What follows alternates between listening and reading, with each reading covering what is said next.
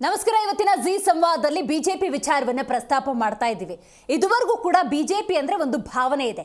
ಏನ ಭಾವನೆಗಳು ಅಂತ ನಾವು ನೋಡ್ತಾ ಹೋಗೋದಾದ್ರೆ, ಬಿಜೆಪಿ ಅಂದ್ರೆ ಶಿಸ್ತಿನ ಪಕ್ಷ, ಬಿಜೆಪಿ ಅಂದ್ರೆ ಅಲ್ಲಿ ಬುದ್ಧಿವಂತರಿದ್ದಾರೆ, ಬಿಜೆಪಿ ಅಂದ್ರೆ ಪಕ್ಷ ಸಂಘಟನೆಯನ್ನ ತಳಮಟ್ಟದಿಂದ ಮಾಡ್ತಾರೆ, ಬಿಜೆಪಿ ಅಂದ ಸಂದರ್ಭದಲ್ಲಿ ದೇಶಭಕ್ತಿ, ಈ ರೀತಿಯ ಹಲವಾರು ವ್ಯಾಖ್ಯಾನಗಳ ನಡುವೆ ಈ ದಿನಗಳಲ್ಲಿ ರಾಜ್ಯ ಬಿಜೆಪಿಯ ವಿಚಾರಕ್ಕೆ ಬರೋದಾದ್ರೆ ನಿಜಕ್ಕೂ ಕೂಡ ಒಪ್ಪಿಕೊಳ್ಳಲು ಅಸಾಧ್ಯವಾದಂಥ ಹಲವಾರು ಘಟನೆಗಳು ನಡೀತಾನೆ ಇದ್ದಾವೆ. ಬಸನಗೌಡ ಪಾಟೀಲ್ ಯತ್ನಾಳ್ ಅಂದ ಸಂದರ್ಭದಲ್ಲಿ ಅವರೇನು ಸಾಮಾನ್ಯರಲ್ಲ ನೋಡಿ. ಶಾಸಕರು, ಸಂಸದರು, ಕೇಂದ್ರದಲ್ಲಿ ಸಚಿವರಾಗಿದ್ದವರು, ಬಹುದೊಡ್ಡ ಸ್ಥಾನಗಳೆಲ್ಲ ಅಲಂಕರಿಸಿ ಬಿಜೆಪಿಯಲ್ಲಿ ತನ್ನದೇ ಆದಂಥ ಛಾಪನ್ನು ಮೂಡಿಸಿರುವಂತಹ ನಾಯಕ ತನ್ನದೇ ಪಕ್ಷದ ಕುರಿತಂತೆ, ತನ್ನದೇ ಪಕ್ಷದ ಇತರ ನಾಯಕರ ಕುರಿತಂತೆ ನಾಲಿಗೆಯನ್ನು ಹರಿಬಿಡೋದಿದೆಯಲ್ಲ, ಇದು ಪಕ್ಷಕ್ಕೆ ಅಪಾಯಕಾರಿ. ಎಷ್ಟರ ಮಟ್ಟಿಗೆ ಅಂತ ನಾವು ನೋಡ್ತಾ ಹೋಗೋದಾದ್ರೆ, ಮೊನ್ನೆ ಡಿ.ವಿ. ಸದಾನಂದಗೌಡರು ಮಾತಾಡ್ತಾ ಇರೋ ಸಂದರ್ಭದಲ್ಲಿ ಒಂದು ವಿಚಾರವನ್ನ ಪ್ರಸ್ತಾಪ ಮಾಡಿದ್ರು. ಏನದು ನಾವು ನೋಡ್ತಾ ಹೋಗೋದಾದ್ರೆ, ನೋಡಿ, ನಮ್ಮ ಆಂತರಿಕ ಕಚ್ಚಾಟ ಏನಿದೆ, ಆಂತರಿಕ ಒಳಬೇಗುದಿ ಅನ್ನೋದೇನಿದೆ, ಇದು ಸುಮ್ಮನೆ ಕಾಂಗ್ರೆಸ್ಗೊಂದು ಅಸ್ತ್ರ ಕೊಟ್ಟಂತಾಗಿದೆ ಅಂತ ನೋಡಿ. ಅದು ಅವರವರ ಪಕ್ಷಗಳ ವಿಚಾರ. ಅದನ್ನು ಬದಿಗಿಟ್ಟು ರಾಜ್ಯದ ಹಿತದೃಷ್ಟಿಯಿಂದ ಒಂದು ವಿಚಾರವನ್ನು ನಾವು ಗಮನಿಸಲೇಬೇಕು. ಏನದು ನೋಡೋದಾದ್ರೆ, 135+, ಈ ಸಲ 3 ಬೇರೆ ಉಪಚುನಾವಣೆಯಲ್ಲಿ ಗೆದ್ದು 138. ಇಂಥ ಸಂದರ್ಭದಲ್ಲಿ ಒಂದು ಮ್ಯಾಂಡೇಟ್ ಇದೆ. ಕಾಂಗ್ರೆಸ್ ಆಡಳಿತವನ್ನು ನಡೆಸ್ತಾ ಇದೆ. ಆನೆ ನಡೆದಿದ್ದೇ ಹಾದಿ ಅನ್ನುವಂತಾಗಬಾರ್ದು. ಯಾಕಂದರೆ ಕಾಂಗ್ರೆಸ್ ಮಾಡೋದೆಲ್ಲ ಸರಿ ಅಂತಲೂ ಹೇಳೋಕ್ಕಾಗಲ್ಲ. ಅಫ್ಕೋರ್ಸ್ ಸರಿ ವಿಚಾರಗಳನ್ನು ಬೇಕಾದಷ್ಟು ಮಾಡಿದರೂ ಕೂಡ ಎಲ್ಲಾದರೂ ವ್ಯತ್ಯಯ ಮಾಡಿದ್ರೆ ಪ್ರತಿಪಕ್ಷ ಅಂತಂದಿರುತ್ತಲ್ಲ, ಅದು ಪ್ರಶ್ನೆ ಮಾಡೋಕ್ಕಿರಬೇಕು. ಇವರೇ ಈ ರೀತಿ ಒಳಬೇಗುದಿಯಲ್ಲಿ, ಅಸಮಾಧಾನಗಳಲ್ಲಿ ದಿನವನ್ನು ದೂಡ್ತಾ ಹೋದರೆ ಪ್ರಬಲ ಪ್ರತಿಪಕ್ಷವಾಗಿ ಉಳ್ಕೊಳ್ಳೋದು ಹೇಗೆ? ಜನಸಾಮಾನ್ಯರ ಹಿತದೃಷ್ಟಿಯಿಂದ ಪ್ರಶ್ನೆ ಮಾಡೋದು ಯಾರು ಅನ್ನುವಂಥ ಸಹಜ ಪ್ರಶ್ನೆ ನಮಗಿದೆ. ಹಾಗಾಗಿ ಇವತ್ತಿನ ನಮ್ಮ ಕಾರ್ಯಕ್ರಮದಲ್ಲಿ ಆ ಬಿಜೆಪಿಯಲ್ಲಿ ಆಗ್ತಿರುವಂತಹ ಅಲ್ಲೋಲ ಕಲ್ಲೋಲಕ್ಕೆ ಅಂತ್ಯ ಎಂದು ಅಂತ ಹೇಳಿ ಚರ್ಚೆ ಮಾಡೋಣ. ನಾನು ದಿವ್ಯಶ್ರೀ.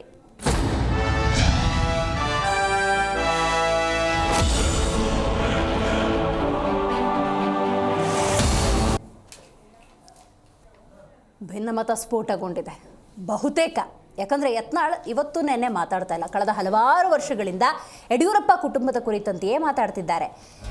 ಹೇಗಾಗ್ಬಿಟ್ಟಿದೆ ಅಂದರೆ, ವಕ್ಫ್ ಅನ್ನೋದು ವಿಚಾರ ಅಷ್ಟೇ, ವಕ್ಫ್ ಅನ್ನೋದು ಒಂದು ವಿಚಾರ ಅಷ್ಟೇ. ಆ ಹೋರಾಟದ ಮಾರ್ಗವನ್ನು ಇಟ್ಕೊಂಡು ಎಗೇನ್ ಯತ್ನಾಳ್ ಅವರು ಬೈತಾ ಇರೋದು ಯಾರಿಗೆ ಅಂತ ನಾವು ನೋಡ್ತಾ ಹೋಗೋದಾದರೆ ಅದೇ ಯಡಿಯೂರಪ್ಪ ಕುಟುಂಬಕ್ಕೆ.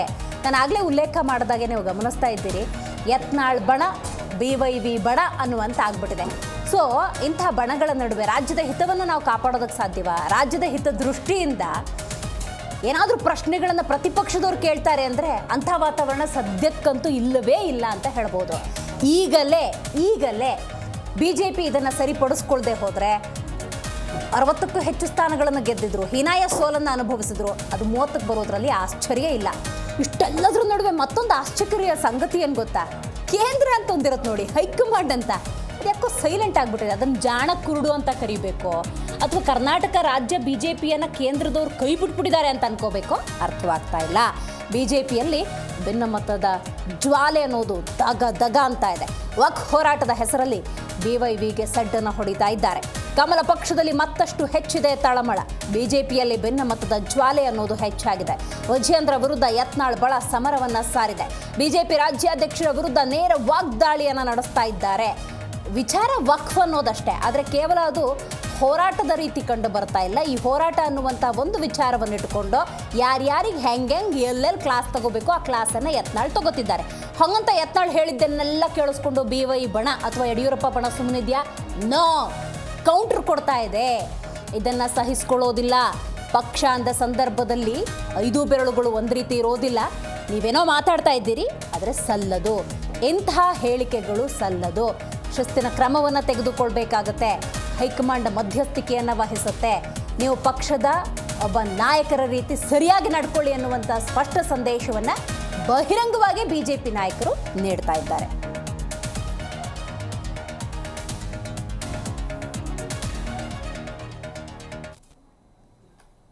ನೋಡಿ, ಬಸನಗೌಡ ಪಾಟೀಲ್ ಯತ್ನಾಳ್ ಅಂದ ಸಂದರ್ಭದಲ್ಲಿ ಕೊಡ್ತಿರುವಂತಹ ಹೇಳಿಕೆಗಳಿಗೆ ರೇಣುಕಾಚಾರ್ಯ ಏನಂದ್ರು, BC ಪಾಟೀಲ್ ಏನಂದ್ರು, ಇವರ ಈ ಆಂತರಿಕ ಸಮಸ್ಯೆಗೆ ಪ್ರಿಯಾಂಕ್ ಖರ್ಗೆ ಏನಂದ್ರು, ಬನ್ನಿ ಕೇಳೋಣ.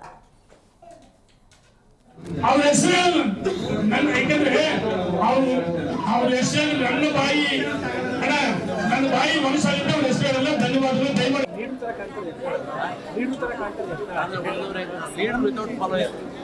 ಈಗ ಲೀಡರ್ ವಿತೌಟ್ ಫಾಲೋಯರ್ಸ್, ಲೀಡರ್ ಯಾವಾಗ ಆಗ್ತಾರೆ ಅಂದರೆ ಫಾಲೋಯರ್ಸ್ ಇದ್ದಾರೆ. ಈಗ ಅವರು ಬೀದರ್ ಜಿಲ್ಲೆಯಿಂದ ಪ್ರಾರಂಭ ಮಾಡಿದ್ದಾರೆ. ಅವ್ರ ಹಿಂದೆ ಯಾವ ಫಾಲೋಯರ್ಸ್ ಇಲ್ಲ. ಭಾರತೀಯ ಜನತಾ ಪಕ್ಷದ ಯಾವ ಕಾರ್ಯಕರ್ತರಾಗಲಿ, ಅಧ್ಯಕ್ಷರುಗಳಾಗಲಿ, ಮಾಜಿ ಶಾಸಕರುಗಳಾಗಲಿ, ಯಾರೂ ಇಲ್ಲ. ಸಾಂಸ್ಥಿಕ ಲೀಡರ್ ಅಂತ ಹೇಳ್ಕೊಂಡ್ರೆ ಲೀಡ್ ಆಗೋದಿಲ್ಲ. ಇನ್ನೊಬ್ಬರು ಬೈಯೋದೇ ಲೀಡರ್ಶಿಪ್ ಅಲ್ಲ. ಯಾವಾಗಲೂ ಇನ್ನೊಬ್ಬರು ಬೈಯೋದು, ಇನ್ನೊಬ್ಬರು ತಗೊಳ್ಳೋದು. ಇವತ್ತು ಯತ್ನಾಳ್ ಅವರಿಗೆ ನಿಜವಾಗಿ ಪ್ರಚಾರ ಇದ್ದಾರೆ.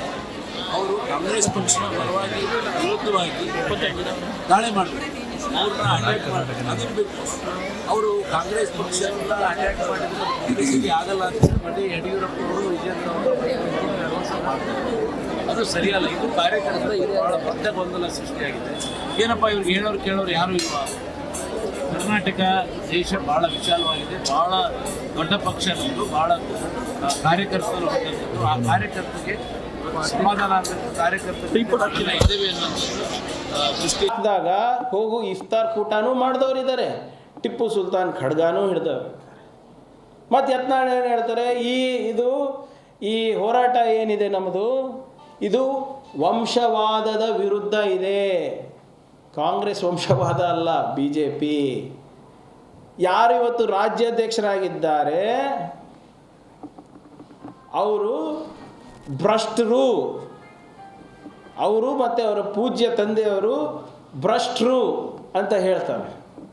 ಅದಕ್ಕೂ ಏನು ಮಾಡಲ್ಲ. ಚಲುವಾದಿ ನಾರಾಯಣ ಸ್ವಾಮಿ ಏನು ಭಾಳ ದಲಿತರ ಪರ ಇದ್ದಂಗೆ ಅವ್ರು ಮಾತನಾಡ್ತಾರೆ. ಮೊನ್ನೆ ಮುನಿರತ್ನ ಅವರು FSL ರಿಪೋರ್ಟ್ ಬಂದಾಗ ಯಾಕೋ ಅವರು ಬಾಯಿಗೆ ಹೊಲಿಗೆ ಬಿದ್ದುಬಿಟ್ಟಿದೆ. ಇಲ್ದಿದ್ರೆ ಅವರೇ ತಾನೇ ಇದೆಲ್ಲ ಇಶ್ಯೂಸ್ ತೊಗೊಂಡು ಹೋಗೋದು. ಮತ್ತು ನಿಮ್ಮ ಅಶೋಕ್ ಅವರಿಗೆ ಇದೇ ಮುನಿರತ್ನ ಅವರು HIV ಇಂಜೆಕ್ಷನ್ ಚುಚ್ತೀನಿ ಅಂತೇಳಿ FSL ರಿಪೋರ್ಟ್ ಆಯಿತು, ಅಲ್ಲಿ ಹೇಳಿಕೆ ಕೊಟ್ಟಾಗಿದೆ. ಇವರೆಲ್ಲರೂ ಇನ್ನೂ ಪಾರ್ಟಿನಲ್ಲೇ ಇದ್ದಾರೆ, BJP ಪಾರ್ಟಿನಲ್ಲಿ. ಬಸವಣ್ಣ ಅವ್ರ ಬಗ್ಗೆ ಮಾತಾಡ್ತಾರೆ. ಇವ್ರ ಇತಿಹಾಸ ಇವರಿಗೆ ಗೊತ್ತಿಲ್ಲ, ಇವರು ರಜಾಕರ್ ಇತಿಹಾಸಕ್ಕೆ ಹೋಗ್ತಾರಾ? ರಜಾಕರ್ ಬಗ್ಗೆ ಯೋಚನೆ ಮಾಡೋದು ಬಿಟ್ಬಿಡಕ್ಕೆ ಹೇಳಿಬಿಡ್ರಿ ಅವರಿಗೆ. ನಾನು ಹೇಳ್ದಂಗೆ ಇದು ವಕ್ಫ್ ಹೋರಾಟ ಅಲ್ಲ, ರಜಾಕರ್ ಹೋರಾಟ ಅಲ್ಲ. ಇದು ಬಿದ್ದಾಗ ಹೋಗು ಇಫ್ತಾರ್ ಕೂಟನೂ ಮಾಡಿದವರಿದ್ದಾರೆ. ಟಿಪ್ಪು ಸುಖ ಸುಮ್ಮನೆ ನೋಡಿ, BJPಯವರು ಅದೆಂಥ ಅಸ್ತ್ರವನ್ನು ಕೊಟ್ಟಿದ್ದಾರೆ ಕಾಂಗ್ರೆಸ್ಗೆ. ಬೇಕಿತ್ತ ಇಂಥ ಮಾತುಗಳು? ಯಾಕಂದರೆ ಶಿಸ್ತಿನ ಪಕ್ಷ ಅಂತ ಹೇಳ್ಕೊಳ್ಳೋದು ದೊಡ್ಡದಲ್ಲ. ಆ ಶಿಸ್ತನ್ನು ಪರಿಪಾಲನೆಯನ್ನು ಮಾಡಬೇಕಾಗತ್ತೆ. ಆದರೆ ಅಶಿಸ್ತು ಅನ್ನೋದು ಸದ್ಯ ತಾಂಡವವಾಡ್ತಾ ಇದೆ. ಇಂಥ ಒಂದು ಪರಿಸ್ಥಿತಿಯಲ್ಲಿ ಈ ಪರಿಸ್ಥಿತಿಯನ್ನು ಹೇಗೆ ನಿಭಾಯಿಸ್ತಾರೆ? ಅವನು ಯಾವನ ಬಂದ ಅಂದ್ಬಿಟ್ಟು ಮುಗಿದು ಆಚೆ ಹಟ್ಟಿ ಸರ್, ಎಲ್ಲರೂ ಸೇರ್ಕೊಂಡು ಕೇಂದ್ರ ಗಮನಕ್ಕೆ ತಗೊಂಬನ್ನಿ ಸರ್. ಯಾರು ಸರ್ ಅವರು? ಪಾರ್ಟಿಗೆ ಕುಟಿಸ್ತಾವ್ರೆ ಕಾರ್ಯಕರ್ತರು ನೋವು ಸರ್. ಅದು ಸರ್ ನಮ್ಮ ಕಡೆ ಒಂದು ಗಾದೆನೇ ಇದೆ, ಕೂಸನ್ನ ತೊಟ್ಟಲು ಹಾಕಿ ಕುಂಡೆನ ಚಿಕ್ಕ ನಮ್ಮ ಮನೆಯವರು ಕೇಳ್ತಾರೆ. ಹೈಕಮೆಂಟ್ ಮಾಡ್ತಾ ಇದೆಯಾ ಸರ್? ಆ ಥರ ಮಾಡ್ತಾ ಇದೆಯಾ ಸರ್? ನೀವು ಹೋರಾಟ ಮಾಡಿ ಸರ್, ನಿಮ್ ಜೊತೆ ನಾವು ಹೋಗ್ಲಿ. 25 ವರ್ಷದಿಂದ ಕಾರ್ಯಕರ್ತರು ಸರ್ ನಾವು. ಸರ್ 25 ವರ್ಷದಿಂದ ನಮ್ಮ ಮನೆ ದುಡ್ಡು ತಗೊಂಡ್ ಮಾಡಿದೀವಿ. ಅವನು ಯಾವನ ಬಂದ ಅಂದ್ಬಿಟ್ಟು ಮುಗಿದು ಆಚೆ ಹಟ್ಟಿ ಸರ್, ಎಲ್ಲರೂ ಸೇರ್ಕೊಂಡು ಕೇಂದ್ರ ಗಮನಕ್ಕೆ ತಗೊಂಬನ್ನಿ ಸರ್. ಯಾರು ಸರ್ ಅವರು? ಪಾರ್ಟಿಗೆ ಕುಟಿಸ್ತಾವ್ರೆ ಕಾರ್ಯಕರ್ತರು ನೋವು ಸರ್. ಅದು ಸರ್ ನಮ್ಮ ಕಡೆ ಒಂದು ಗಾದೆನೇ ಇದೆ, ಕೂಸನ್ನ ತೊಟ್ಟಲು ಹಾಕಿ ಕುಂಡೆನ ಚಿಕ್ಕ ನಮ್ಮ ಮನೆಯವರು ಕೇಳ್ತಾರೆ. ಹೈಕಮೆಂಟ್ ಮಾಡ್ತಾ ಇದೆಯಾ ಸರ್? ಆ ಥರ ಮಾಡ್ತಾ ಇದೆಯಾ ಸರ್? ನೀವು ಹೋರಾಟ ಮಾಡಿ ಸರ್, ನಿಮ್ ಜೊತೆ ನಾವು ಹೋಗ್ಲಿ. 25 ವರ್ಷದಿಂದ ಕಾರ್ಯಕರ್ತರು ಸರ್ ನಾವು. ಸರ್ 25 ವರ್ಷದಿಂದ ನಮ್ಮ ಮನೆ ದುಡ್ಡು ತಗೊಂಡ್ ಮಾಡಿದೀವಿ. ಅವನು ಯಾವನ ಬಂದ ಅಂದ್ಬಿಟ್ಟು ಮುಗಿದು ಆಚೆ ಹಟ್ಟಿ ಸರ್, ಎಲ್ಲರೂ ಸೇರ್ಕೊಂಡು ಕೇಂದ್ರ ಗಮನಕ್ಕೆ ತಗೊಂಬನ್ನಿ ಸರ್. ನೋಡಿದ್ರಲ್ಲ, ರೇಣುಕಾಚಾರ್ಯ, ಕಟ್ಟಾ ಸುಬ್ರಹ್ಮಣ್ಯ ನಾಯ್ಡು ಅವರೆಲ್ಲ ಒಂದು ಸಭೆಯನ್ನು ಮಾಡ್ತಿದ್ದಾಗ ಆ ಸಭೆಯಲ್ಲಿ ಕಾರ್ಯಕರ್ತರು ಕೂಡ ಇದ್ದರು. ಕಾರ್ಯಕರ್ತರು ಯತ್ನಾಳ್ ವಿರುದ್ಧ ಯಾವ ರೀತಿ ಆಕ್ರೋಶವನ್ನು ಹೊರಹಾಕ್ತಿದ್ದಾರೆ ಅನ್ನೋದನ್ನು ನೀವೆಲ್ಲಿ ಗಮನಿಸಬೇಕು. ಎಷ್ಟರ ಮಟ್ಟಿಗೆ ಅಂದರೆ ವಿಧಾನಸಭಾ ಚುನಾವಣೆಯಲ್ಲಿ ಸೋಲಾಗುತ್ತೆ, BJPಗೆ ಸೋಲಾಗುತ್ತೆ. ಆ ಸಂದರ್ಭದಲ್ಲಿ ಸಹಜವಾಗಿ ನಾಯಕರು ಸೋಲು ಗೆಲುವು ತೀರಾ ಸಾಮಾನ್ಯ, ಈ ಸೋಲನ್ನು ಸ್ವೀಕರಿಸೋಣ, ಮುಂದಿನ ಹೆಜ್ಜೆಯನ್ನು ಇಡೋಣ ಅನ್ನುವಂತಹ ಸಮಾಧಾನವನ್ನು ಹೇಳ್ಬೋದು. ಈಗ ಬೈ ಎಲೆಕ್ಷನ್ ಆಯಿತು, ಅಲ್ಲೂ ಸೋಲಾಯಿತು, ಎಸ್, ಇಂಥದ್ದೇ ಸ್ಟೇಟ್ಮೆಂಟ್ಗಳನ್ನು ಕೊಟ್ಟು ಕಾರ್ಯಕರ್ತರನ್ನು ಹುರಿದುಂಬಿಸುವ ಪ್ರಯತ್ನ ಮಾಡ್ಬೋದು. ಆದರೆ ಪಕ್ಷದೊಳಗೆ ಇರುವಂಥ ಈ ರೀತಿಯ ಅಸಮಾಧಾನ, ಭಿನ್ನಮತ, ಜೊತೆಗಿದ್ದಂತಹ ನಾಯಕನೇ ಮತ್ತೊಬ್ಬ ನಾಯಕನ ಬಗ್ಗೆ ಮಾತಾಡೋದು which is very much biggest disappointment ಅಂತ ಹೇಳಿದ್ರೆ ತಪ್ಪಾಗೋದಿಲ್ಲ. ಕಾರ್ಯಕರ್ತರ ನೋವಿದು, ಕಾರ್ಯಕರ್ತರ ಆಕ್ರೋಶ, ಮನೆ ದುಡ್ಡು ತಂದು ಪಕ್ಷ ಸಂಘಟನೆಗಾಗಿ ನಮ್ಮನ್ನು ನಾವು ತೊಡಗಿಸಿಕೊಂಡಿರೋ ಸಂದರ್ಭದಲ್ಲಿ ಅದೇ ಪಕ್ಷದ ಕುರಿತಂತೆ, ಪಕ್ಷದ ರಾಜ್ಯಾಧ್ಯಕ್ಷರ ಕುರಿತಂತೆ ಅಸಮಾಧಾನದ ಹೇಳಿಕೆಯನ್ನು ಕೊಡೋದಿದೆಯಲ್ಲ, ಅದನ್ನು ನಾವು ಸಹಿಸ್ಕೊಳ್ಳೋದಿಲ್ಲ, ನಾವಿದ್ದೀವಿ ನಿಮ್ಮ ಜೊತೆ ಅಂಥೇಳಿ ರೇಣುಕಾಚಾರ್ಯ, ಕಟ್ಟಾ ಸುಬ್ರಹ್ಮಣ್ಯ ನಾಯ್ಡು ಹಾಗೆಯೇ ಅಲ್ಲಿದ್ದಂಥ BJP ನಾಯಕರಿಗೆ ಬಲ ತುಂಬುವಂಥ ಕೆಲಸವನ್ನು ಕಾರ್ಯಕರ್ತರು ಮಾಡ್ತಿರ್ತಾರೆ. ವಯಸ್ಸ ಆ ಕಡೆ ನೋಡೋಣ. ಯತ್ನಾಳ್ ಅಂದ ಸಂದರ್ಭದಲ್ಲೂ ಅವರ ಹಿಂಬಾಲಕರು ಇಂಥದ್ದೇ ಮಾತುಗಳನ್ನು ಹೇಳ್ತಿರ್ತಾರೆ.